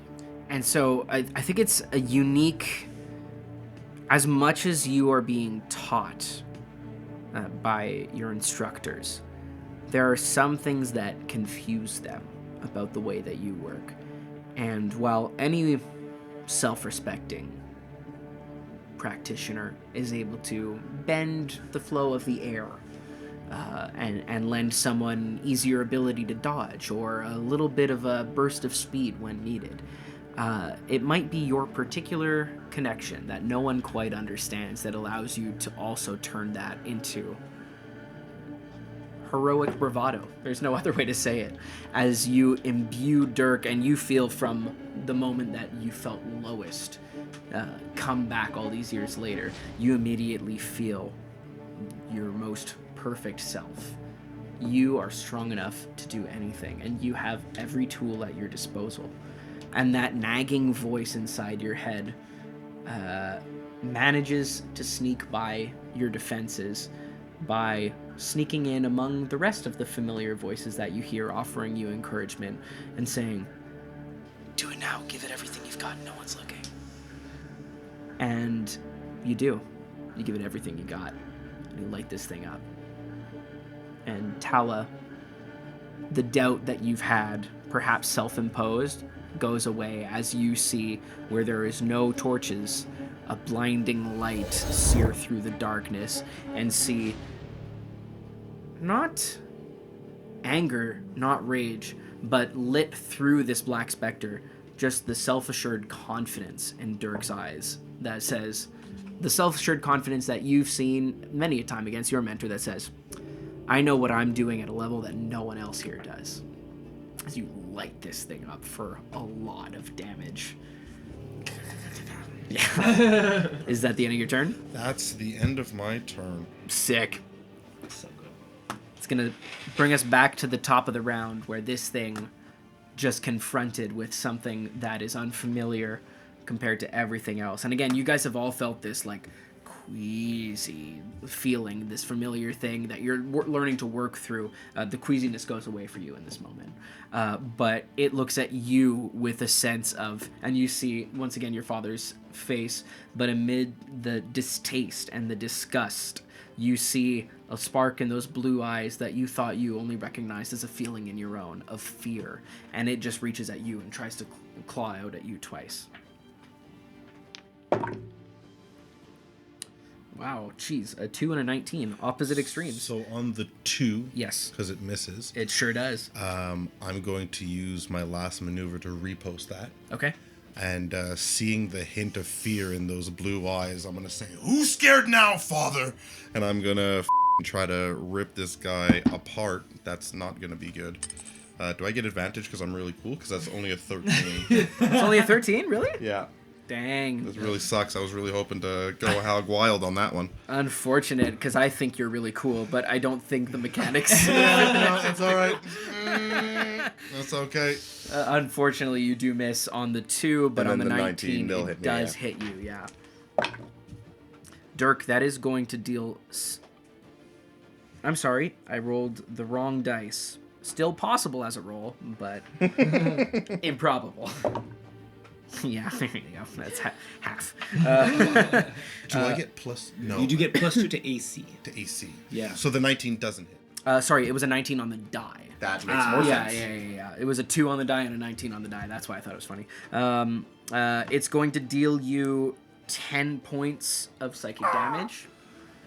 And once again is just going to look down at you and say, "You've learned nothing. You're no son of mine. Your lessons are over. And if you can't continue this program, well..." And unsheaths a sword and says, I think you know what's coming. and I need you to roll a wisdom saving throw. Oh my god, this is so heavy. Oh my god. 11. Oh, jeez. Dirk, you are once again absorbed as your father this time doesn't swing with a hand, but pierces with a sword, dealing you 12 points of psychic On top damage. of the 11? On top of the 11. Oh my 12 points of psychic damage. As this blinding light is... And all of a sudden, the bravado goes... And it's sort of like brave facing, but like half of your face is still maintaining, but the rest of you are seeing the other side sort of like tick down and just start to unravel. Yeah. That is... a good time. And it's going to take you...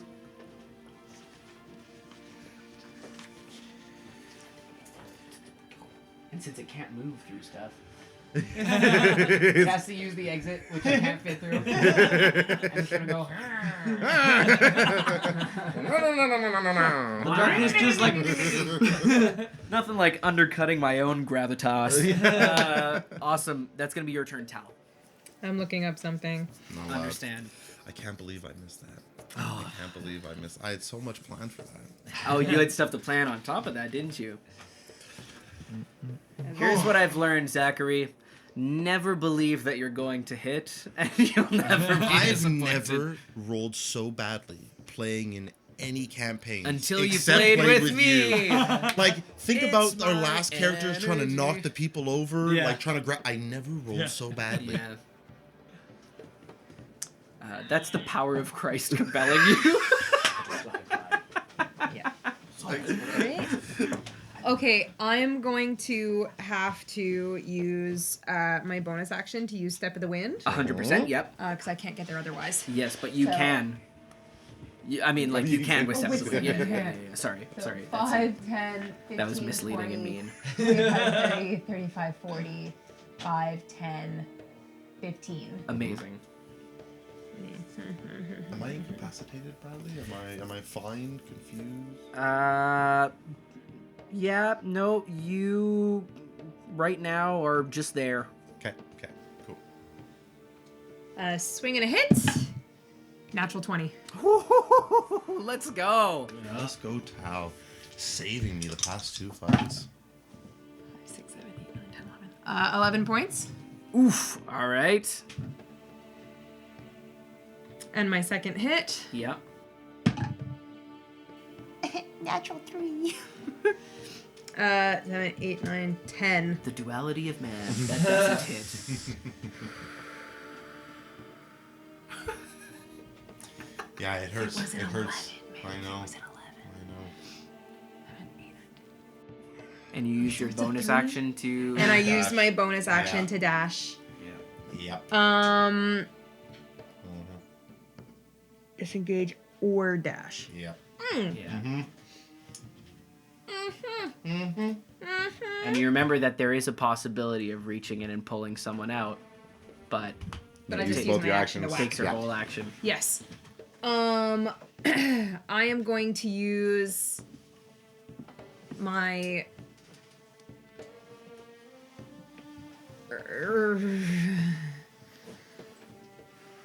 no, I'm gonna stay. I'm gonna stay. You're gonna stay there? Yeah.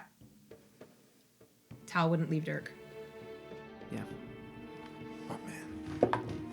You see through the nightmare, you see your father reaching out to strike you, and you see just grabbing the hand as it swings back is a young boy who is vaguely familiar to you for some reason, with really soft features and a suspiciously high voice, as reaches out and grabs and goes, "You don't get to hit my Dirk. He's not yours, he's mine." And your father just reaches back and goes, "Excuse me." Can I have used my inspiration to use advantage? Yes. Is it too late? It can be too late. No. That one hits. Okay, do your damage. I appreciate you. Yes. Dirk appreciates you. Max damage. Oh. 10. 10, okay. It's looking very bad. Very, really, quite, very nasty bad. Not good time. And Tal still says, "You don't get to hit my Dirk." That's the end of your turn? Tal would just add, "I promise I'm staying with Paige." Pretty sure I told you to stay with Pig. Ignore the fact that she's not in this memory palace. Is just gonna look down at you, and what you see is your father just spitting on this child, and you just see this inky tendril stab down at you. If you don't mind, and I'm not incapacitated, I would like to use my reaction to use my fighting style of protection and give disadvantage to a attack for a creature that is adjacent to me. So I'd like to, in my haze and in my be like, "No," and jump in front of the spit, you know. But really, I'm lashing out and trying to cut the tendril. Like every dramatic scene of taking a bullet, but just it's just spit. It works. As you see, Dirk just reaches out, and Dirk just flails up at this thing, and it just distorts the body enough that its arm that is shooting down at you dives into the ground and reincorporates back up with itself. And it looks down at you, and you see your mentor going, That's all you've got? Come on. Show me. and that's gonna bring us to Leor. All right. Leor is too far to close the distance and attack. But what I'll do is I'll run after them, and as I do, I'm gonna try and grab. I'm gonna try and grab 2 torches. Are there any torches? I mean, I don't think there would be torches on the bar. Where would they have been? The torches would probably be on the walls. The perimeter of the room. Yeah. Do I have enough to? Where was I? I was here. You were there, yeah. 5, 10, 15. Like here? Oh, I can. It would be get there. against the wall. Okay. In that case, I'll forget the torches. Yeah. I'll just chase after them, Yes. and I'll dash to do so. Yes. And I'll just look at this this malevolent creature, And I'll say, I see what you're doing. You will not get between us. We are coming for you. Remember, Dirk. Together this time. And I'll look to Tal. It's scared of us. And I'm just going to kind of just get ready to help on Dirk's next turn. Your memory now has a Trolloc. Yeah, a very verbose Trolloc. Your big friendly Trolloc. And just a bunch of people in white coats are going, my God! Light, protect us! As this thing with the book is going around like John Travolta, the one gif of... That's the end of your turn? Yeah. It is going to, feeling a bit surrounded, it is going to... Sorry, would my rage end on my turn, or would it... It would end on your Can turn. I bonus action rage again? You can bonus action rage again to maintain it, yeah, for sure. Then I'll do that. Yeah, good looking at Zach. At the end of your turn, feeling like it is now surrounded a little bit, it is going to disappear. Oh. And, sorry.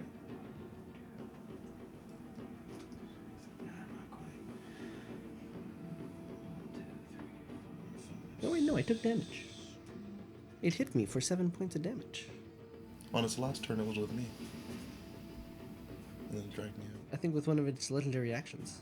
Yeah, it's just gonna skirt back have as to figure it far out. as it can. Doesn't matter. It just disapparates and reappears as a shadow on the very fringes of the wall. You could see that it almost looked like it was trying to go straight through the wall and out of here, but it didn't have enough distance to do that.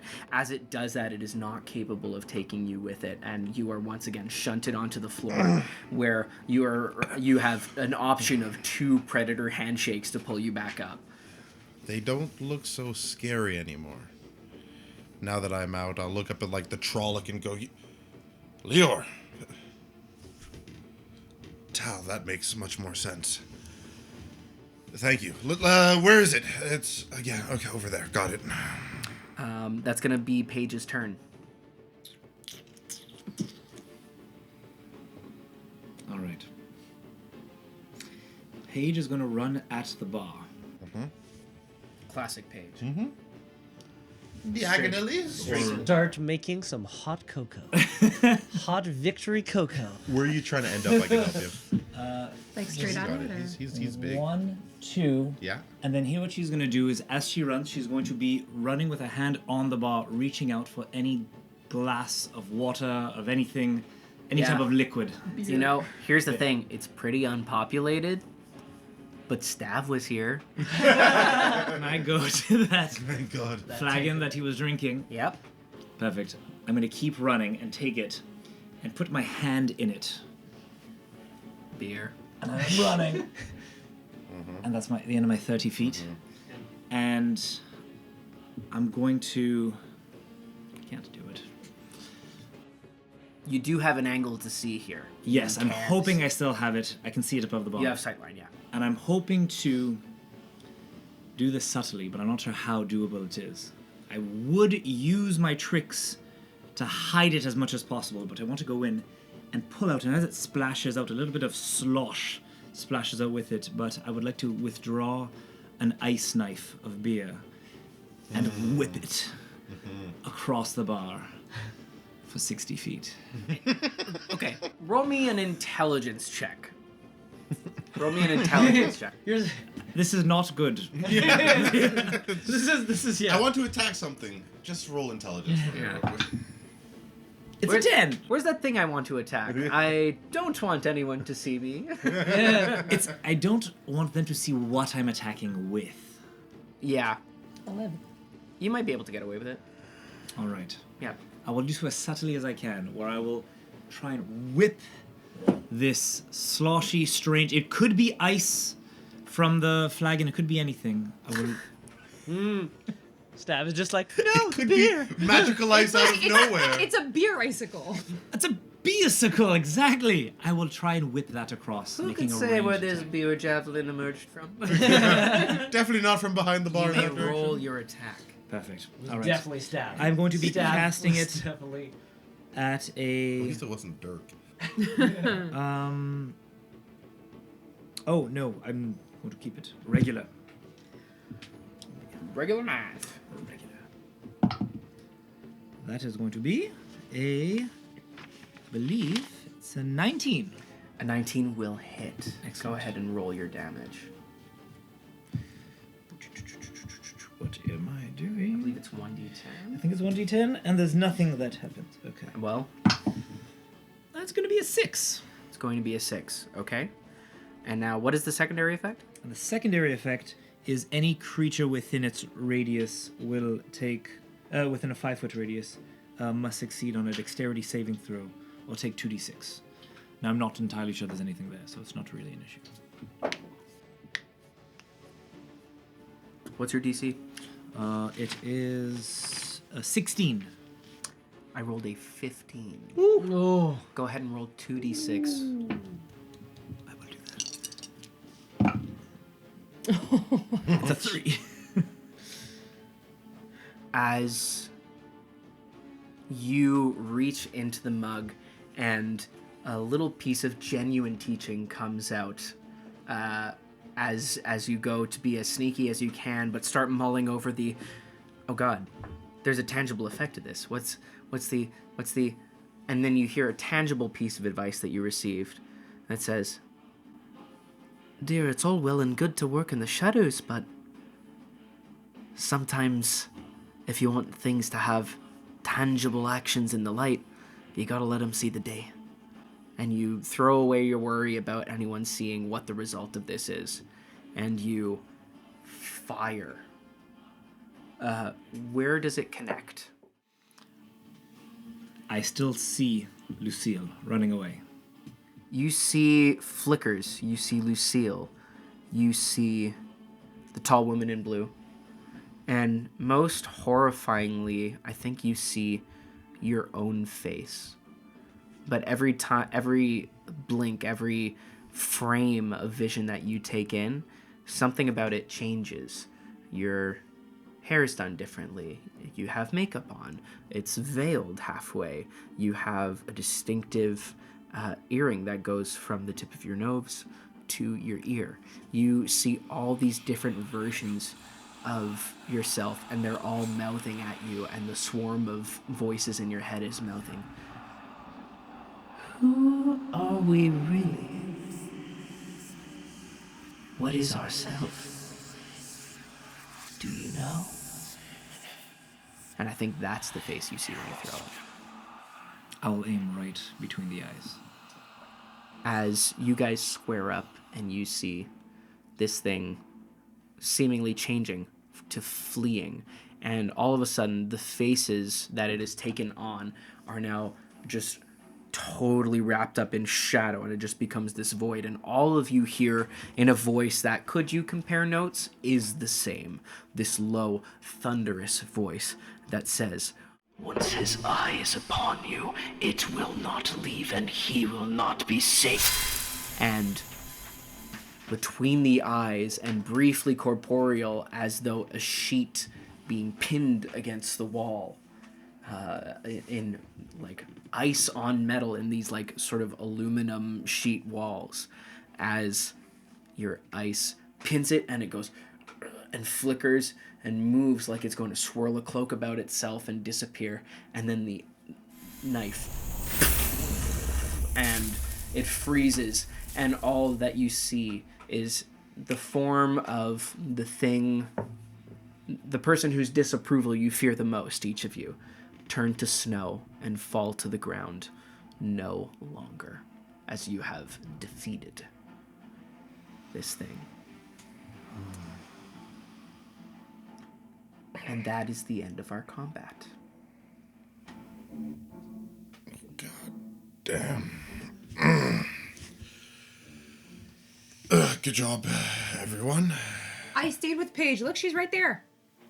Paige is putting down the flagon on the floor and kicking it over to Stav, just wiping her hands, looking down.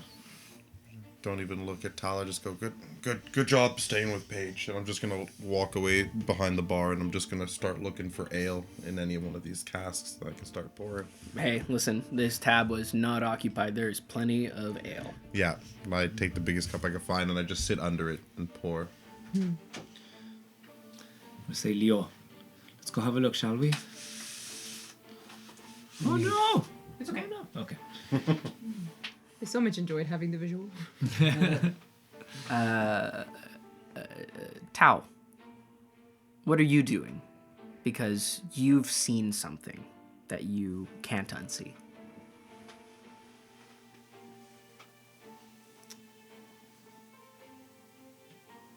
I'm gonna go look for whiskey.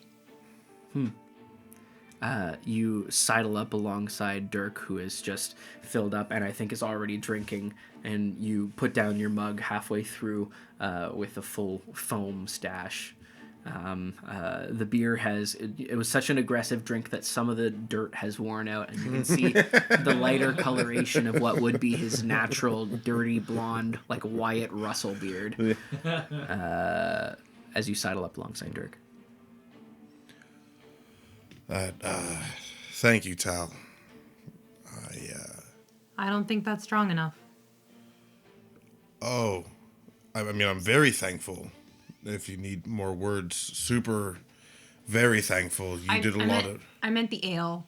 Like, rummage around and pull out a bottle of whiskey. It goes down way too easy, and I'll just chug the rest of it. I'll pour him a glass.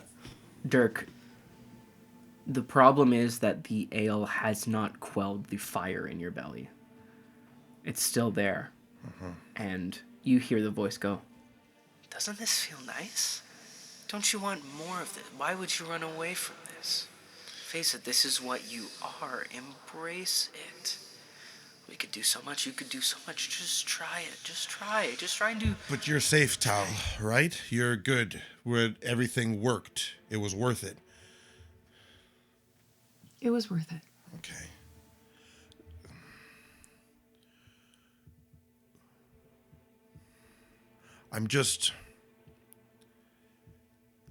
I can help better if I can... Say it. If I can do that more... Do what? I can help a little better.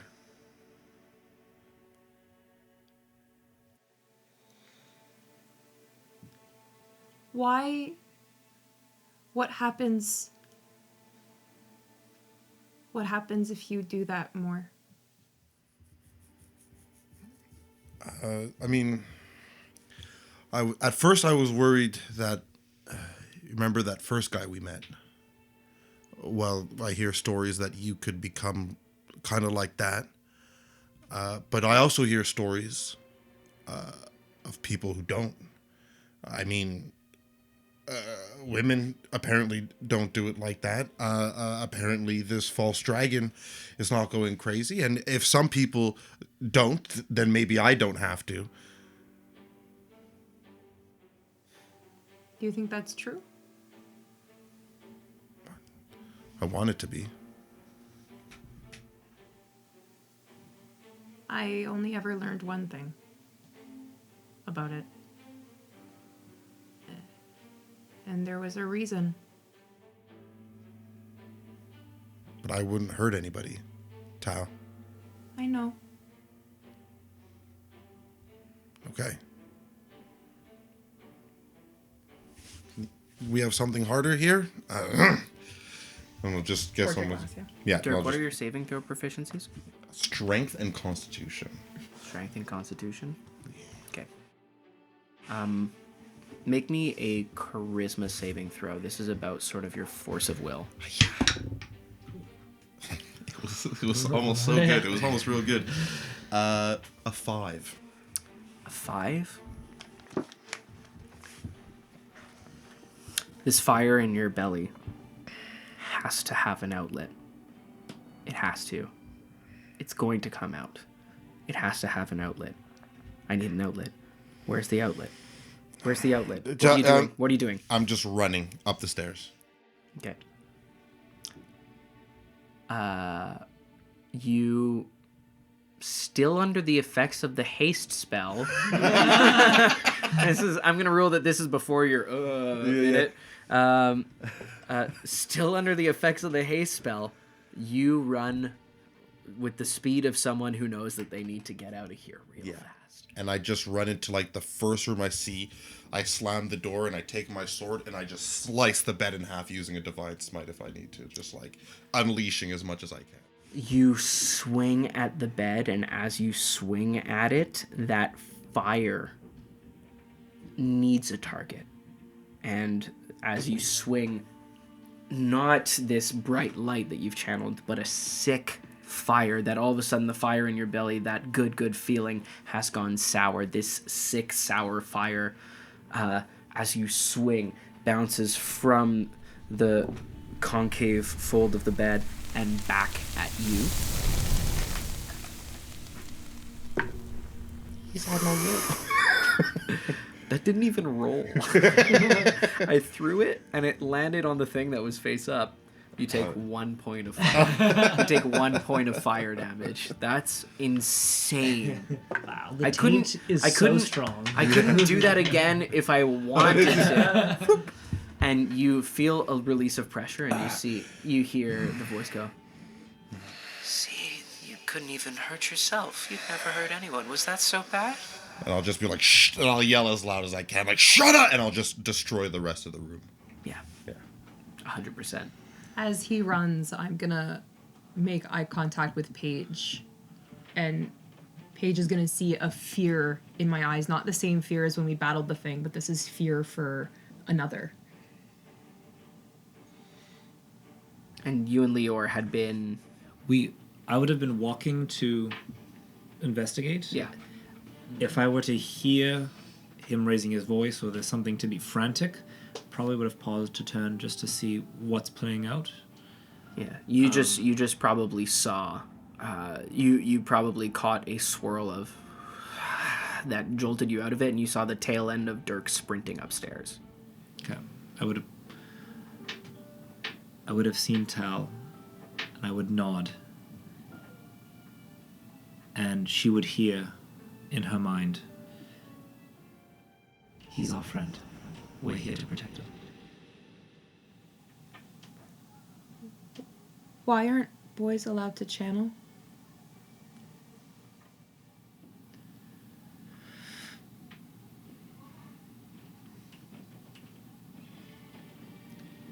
Paige will look down, and there will be no answer.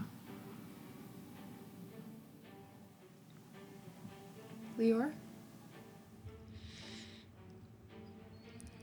Because the world could not survive another breaking.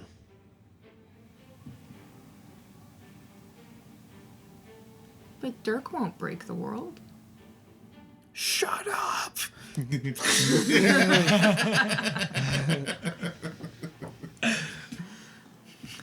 Tal winces.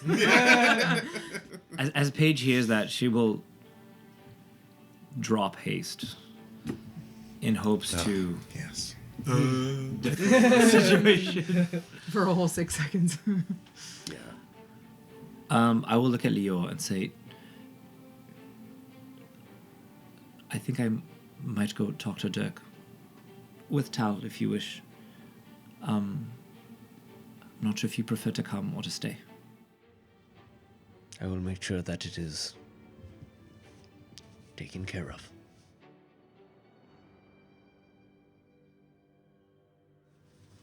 And you're staying down here? Yeah, I'm gonna just head over to where that thing was pinned to the wall. You just see a bit of melting snow, shards of ice. This thing has seemingly disapparated. I'll ask you to make me... Oof, this is maybe Arcana, maybe like religion. I think in a weird way it could be nature as well. In a weird way, almost opposed way, it could be nature. Okay, I will probably go with nature then. Ooh, not good. It's only a 10, unfortunately. something about these quickly melting flecks of snow and ice is just it just feels wrong. Not that the snow is wrong, but it's like a mound of a beautiful hilly snowside, but it's on a large pile of refuse. It's covering up something that is just vile in a way that you can't quantify. I mean, you can infer what you want from what you've already seen on this road. Mm-hmm. But it feels like something that goes against the idea of a natural effect like you're seeing. Mm. Not entirely understanding exactly what it was that we just witnessed. Lior just remembers the feeling of disappointing Brahm, disappointing Adeline, disappointing his parents on that wedding day. And even though he can't help but kind of give in, and he'll just take the hammer and just smash it in the wall and then just leave it there and walk back towards the others, towards where Tal would be if Tal's still there, and if not, towards Steph. And as you smash it into the wall, it stays almost like, with your incredible strength, it's almost like you've placed a little hook for it to hang on. But as you walk away, you hear a clattering sound, and you turn to look, and a frame of a painting that was on the wall has fallen to the ground, a painting of a pair of sunflowers, as the frame now lies broken on the ground. Tal would have followed Paige up the stairs. Okay. What do they see when they enter the room that you have been in? As we're going up, I would have said, I saw that beer sickle. Pretty cool, huh? Super cool. I think your stupor, the 6 seconds hits you of dropping haste, and you can react to that however you want. Like, essentially, the door is unlocked and, like, partially ajar, because when I slammed it, it, like, opened up again a little bit. The bed is cut in half and smoking. There are curtains that are probably sliced a little bit. Whatever bedside table had a lamp on, the lamp is, like, cut in half, and the bedside table is, like, kicked in, and Dirk's just kind of on the floor, sword to one side, just crumpled and just sitting and just, like, breathing deeply, wide-eyed, and just, like, not moving. You have let go by this point of whatever you were holding on to. Yeah. How did you get burned? Your eyebrow is just one point. That was my mistake. I don't want to hurt anybody, and sometimes it's hard to control when things get out of control. I just wanted to be in a better place. So I'm sorry.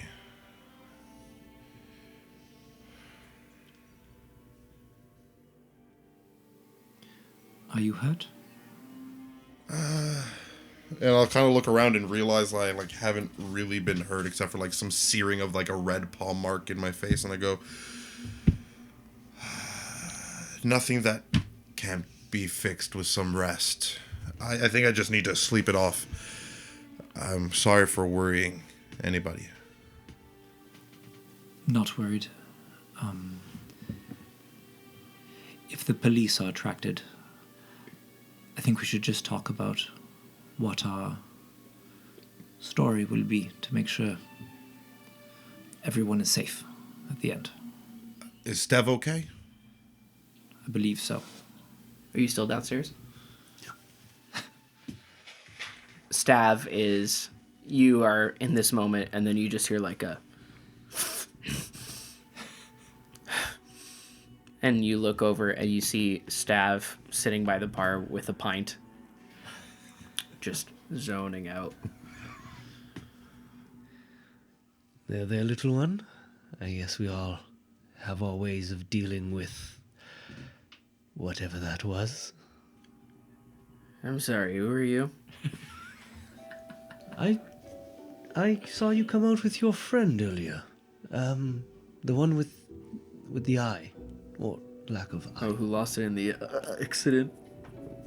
Oh, I could smell that one. That was rough even for me.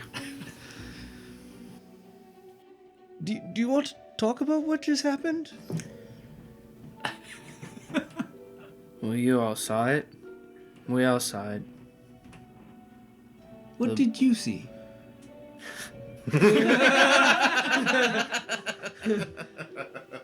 The best moments when you break the DM. What's your name? The biggest mug of ale. He looks at me. And he said, "Give it back. You took all of it. I want it back." And I couldn't give it back. And you all saw it. You all tried to give it back, and you couldn't give it back. That's all you saw?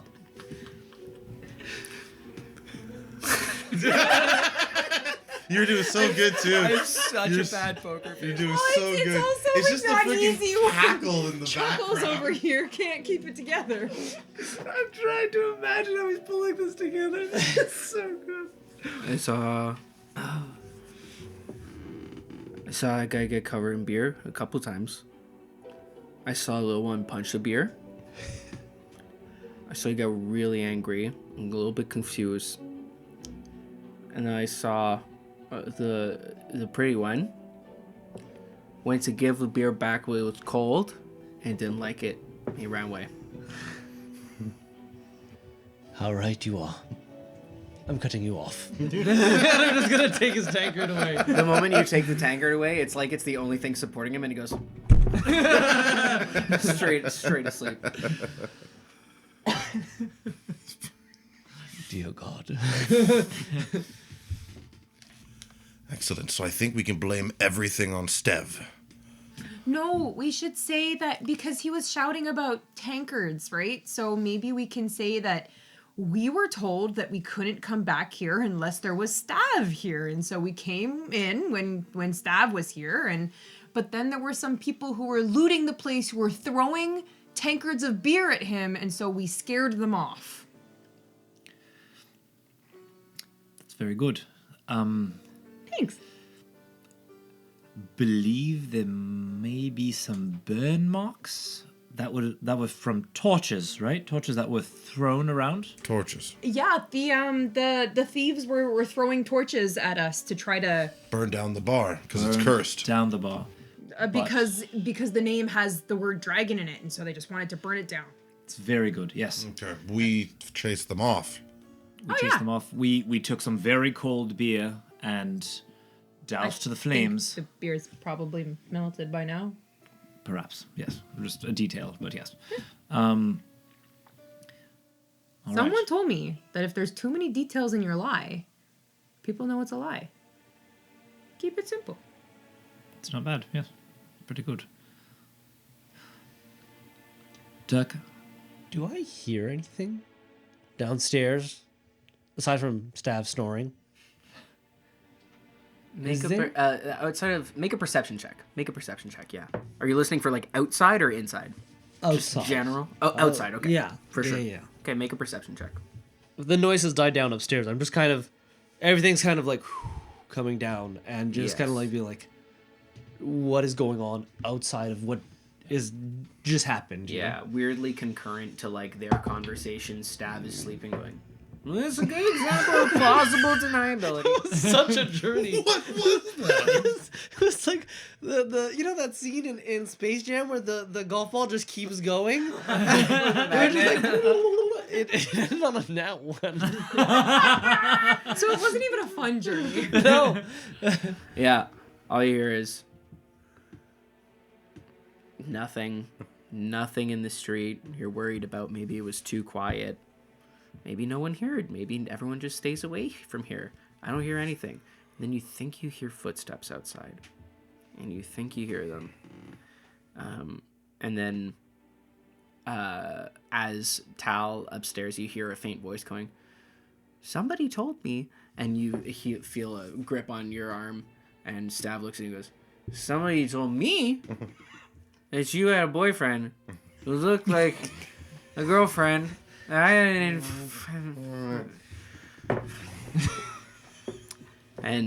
you try and listen for them again, and the footsteps that you thought you heard outside are gone. Okay. I'm going to start going and dousing the torches that were lit, just to make sure that there's no light seeping out under any. For sure. And because you're so huge, I do love the image of you going up to torches and going... which is sick. Like candles. Which is so cool. And you're once again in darkness. No one has come here. Oddly. No one has come into this place, despite the brief and mighty racket that emerged from it. What would you all like to do as the opportunity to go to bed once more presents itself? Paige, just before leaving the room, would say, all right, we have our story in case. Once again, I think we did very well as a team. Protecting each other, looking out for each other, and keeping each other safe. And as she says safe, she will lay a small hand on Dirk's shoulder. Let's get some rest, shall we? Yeah. Let's get some rest. Thank you, Paige. No, thank you, Dirk. And as we're gonna, I guess, go meet up with Lior, as Tal, if you're exiting the room, I'll keep your hand on my shoulder and pull you back for a second, Paige. And I'll just look down and go,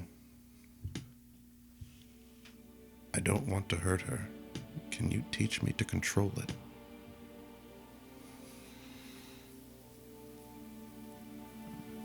I can't do it by myself, Paige. I'm trying. I am learning as well. I will teach you what I know. As much as I can. Okay. My lips are sealed. And you can hear your mind. And your secret is safe with me.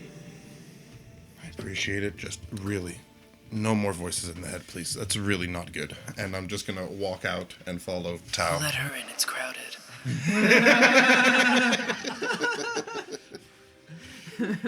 Paige is like, you think your head's crowded. Paige is in the back, they're not all bad. I thought some of them were helpful. Get used to it. You guys settle down for a night of sleep. Imagine we're all sleeping downstairs. Yeah, however you want to. You can settle down for a night of sleep. I think as we all settle in, Yeah. I'll nod and go, cool. We could take watches how we want, but I think I'm gonna get my own room. We're good. Cool. And I'll just go right beside them, but I think I'm gonna sleep in my own room tonight. Sure. You go into the first room and then you look at a bed that's been cut in half and you go, nope. Move on further down the hallway. And I think probably in spite of your guys' trying to keep it on the down low and close the shutters, I think you probably open the shutters to let the bright light of the moon and a cloudless sky into your room. Night passes. You all take your watches, and whoever is awake at a given time can see patrols of guards walking the streets, giving a cursory, some more curious than other glance at this building, others taking a wide berth as you see another one elbowing what seems to be a younger guard and shoving them towards the door, and then they both sort of peel off out of here. But eventually, in this journey that has its moments of levity, but does at times feel like a night, and all these situations that you end up in being in darkness, and this journey that is a night that doesn't end. This one does, and morning comes, and you have all rested. As you convene downstairs in the main room, you see, shockingly, that all of the tables are back in place. Any spills have been cleaned up, and you see somehow Lior, in a real Thor seeing Captain America almost move the hammer moment, you see that Stav has gotten your hammer out of the wall and is currently trying to hang a frame in front of the hole in the wall. And turns around and looks apologetically and goes, I'm so sorry. I clearly had a bit of a night here last night. Please don't tell John. I've had to go and buy another frame. And you look and you start to notice where the frames are on the wall, and they're in like weird spots. Very weird spots. Please don't tell John. I'm terribly sorry. My name is Stav. I don't believe we've met. No, we've super met. Oh, you? Yes. Yes, I reckon. Yes, the two of you. Just us. Yeah, I was only about 12 down at that point, so sharp.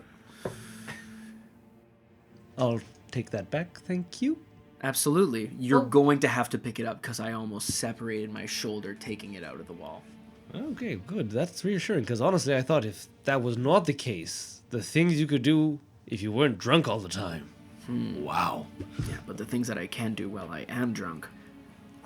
Do you remember the thieves last night? Thieves? They were throwing tankards of ale at your head. Oh God, yeah, there was you guys came down, you're the guests. Yes, I understand that we made plans to meet up for drinks, but by the time I got back you were already asleep. Then these, I guess they were kids, came in and you guys settled that. Yeah. I think With words. Well, we settled the kids with words. Yes. He looks over at the hole in the wall. I need everyone to make me a group persuasion check. Or deception. Oh, I guess. Has barely talked in all this. Yes, but what's your face doing? Roll a dice. I wasn't there for the whole let's concoct a lie. Yeah. This is all news to me. Oh. 18. 16. 13. 11. -1. Yeah. 18, 16, 13, 11. That's pretty good. 17 and 12. Yeah, so average is about...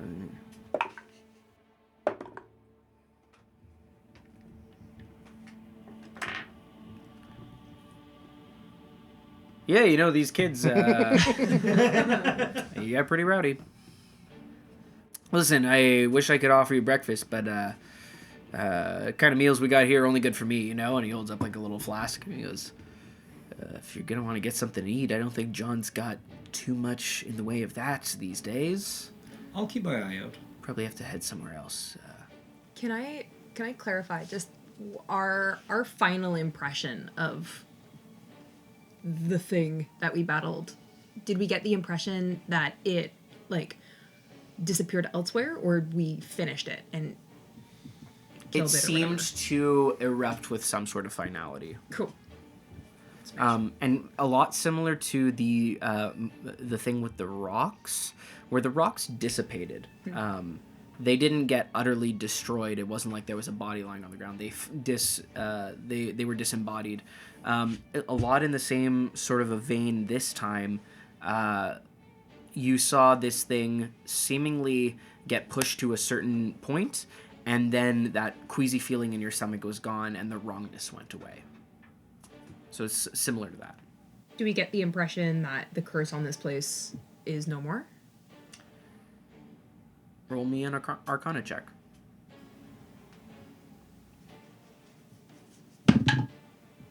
Natural 20. Wow. Stav goes, and as he puts his flask down, he misses the bar and hits the handle of a very sharp knife that goes and pivots towards him, but it's just at the moment that he leans back to sneeze and it passes directly in front of his mouth, and he goes, ah, and catches the knife and goes, chew, and puts it back in the knife block. The curse is broken. I was gonna say, There's no way you were getting that outside of a nat 20. I'm like, how would you know? Oh, that's how. Because that can swing either way. Was that really unlucky or was that super lucky? I mean, that was pretty there's lucky. no knife in his brain, so I'm just gonna say. I'm gonna go with the bad luck has dissipated. Yeah. Cool. Looks early returns are positive. As we turn away, I'm going to look at our group and say, I think the Dark One tried his hand again on us last night. What do you think, Leo? I wonder if it was coming after us? Did we seek it out? In our perhaps foolish pride? Or did we just stumble across it? I don't know if that was the Dark One trying to truly separate us, or if once we came upon it, it just did what it does best and tried to divide us. I think I got my answer last night on who the Dark One's after.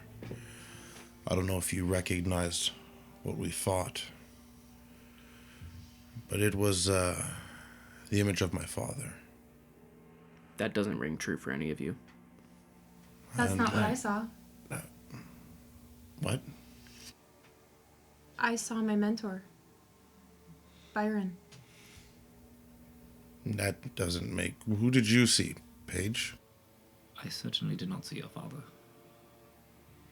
And I did not see your mentor either. I believe we may have seen what the creature wanted us to see, each individually. How does it know us then? It talked in our heads. Why would it appear to you as your father? Well, it seems it appeared to all of us as some figure of our past, and I have some unfinished business with my family. It's, I guess, only right that it took that figure. I don't have any unfinished business with Byron. I think it sought to scare us. I wouldn't say that the people, or all of the people I saw, had malicious encounters with me in my past. Heavens, I even saw myself briefly. That being said, the Dark One and his followers are sealed in Shale Ghoul. Though he may try, we are together. And we will defend ourselves. By any means necessary. By any means necessary. I think Leor is a little bit slower to nod on that one, but... Speaking of which, Leor, you have an appointment that you're supposed to keep up with this morning. The northern side wall. When is that? Right. I've plumb forgot. What time is that? I don't think I said what. I think it's So much excitement. Let's agree on 9. Cool.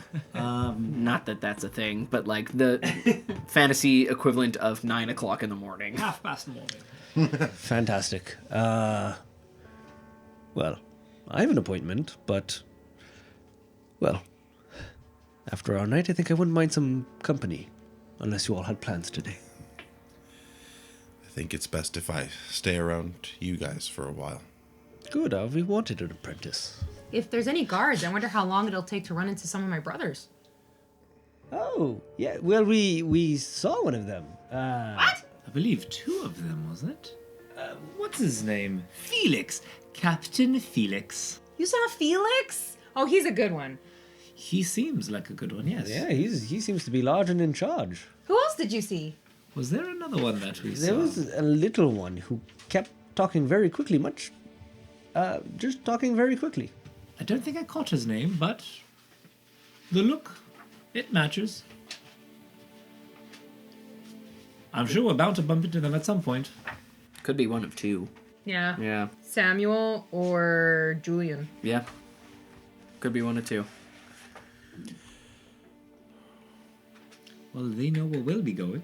Maybe they'll stop by. Or maybe next time we have to report back. I mean, if you saw Felix, I better let him know I'm here. I sent him a letter, but I didn't exactly wait for the response. Sure. Well, I probably have to, report back to them whatever my findings are in terms of the wall. Cool. I'll go with you. Wonderful. Great. You guys set out for the morning on somewhat empty stomachs, but I think maybe a little bit unsettled from the night before and thinking, maybe we'll take an early lunch. As you emerge from the Paendrag's piece, and as you emerge out into the daylight, yeah, what's up? I'd like to kind of scrawl a letter on a piece of paper to John before we leave. Totally. What does it say? It says, "Dear John." Sorry. I was wondering if anyone's gonna laugh. Yeah, at 100%. Dear John, bit of a raucous night last night, but I think we might have taken care of your problem. We'll come by in a couple days. Let us know if your luck has turned. And I go on Yelp and put 5 stars. Great. I'll call my friend who works for them and make sure that goes through. As you guys leave, just having had a hushed conversation, but you are reminded that there was a person in the room. He goes, I don't know about you guys, but I'm going to have an encounter with the Dark One myself today, and starts pouring himself a stout. You know where to find me. That's great. And as you walk out into the light, there's like a bit of a... the little kid from the day before is like on the fringe of writing something on the door, and you open the door and swing it inward, and this little kid, Willis, who had graffitied it, goes, I swear to God. Hi. I wasn't, this is an eraser, so. Let me see it. Spent the night here and everything, and nothing bad happened. I don't want to give it to you. I don't want to give you the eraser. I didn't want it. I wanted to see it. Okay. I snatch it out of his hand. Yeah, you make it like sleight of hand or dex or whatever. Natural one! The kid does some crazy contact juggling on the back of his knuckles. He goes, nice try. Tell everyone you know. We spent the night and nothing happened. Nothing happened? Am I alive? Do I have all of my fingers and toes? I don't know. Did you have 6 fingers at the start? This kid and his questions. Rude. Yeah. I'm gonna walk. I know by that him. was for me. I'm gonna walk by him and be like, "Are we leaving or what?" And as I move by, I'm just gonna try to kick his legs out from under him so he falls, and keep walking. Yeah, cool. Make an attack roll. Yeah. We all roll that once. Yeah. Oh, that's a 22. There you go. Yeah. Yeah. An eraser goes flying in the air and he lands on his back. Goes, ah! Come on, I'm just trying to have a little fun. That was fun. Keep your eyes open. Get moving. And you leave this kid lying on the ground as people see you emerging from this building. Go. Just squinting at you so deeply. First of all, there's people stayed there. People left there. They look normal. There's an Ogier staying at Paendrag's piece. And you guys make your way on the snowy streets as it has begun to snow once more in Gildan, once more in Jehannah. And you start to make your way northward to, contrary to the purpose and direction of most adventuring parties, earn an honest day's living. And that's where we're going to stop for today. Only slightly traumatized. That's my aim, baby. Deep trauma and undercut it with bad jokes. Yeah. That was awesome. The only reason I made it through that session. Bad jokes. Yes, sir. We're getting to the root of some stuff for these characters. That's awesome. Well, I hope you guys liked my panicked curveball that I came up with from the inn that in hindsight, I made it very much actionable that you should have wanted to stay there. So that's on me. Thanks a lot for that. That ruled. Thanks for really diving in on the memory soup. Sorry it was you the whole time. I suck at combat, apparently. Thank you so much for watching. I hope you enjoyed that episode. If you're still interested in keeping up with us, next Tuesday at 7 p.m. Eastern Time, the much-awaited Honest Day's Work episode will be released with a podcast form shortly following. Until then, this has been Who's Taking Watch? The Dragon's Might. See you next time. Finger guns. Someone's gonna buy your dirt. Call back to all these other episodes.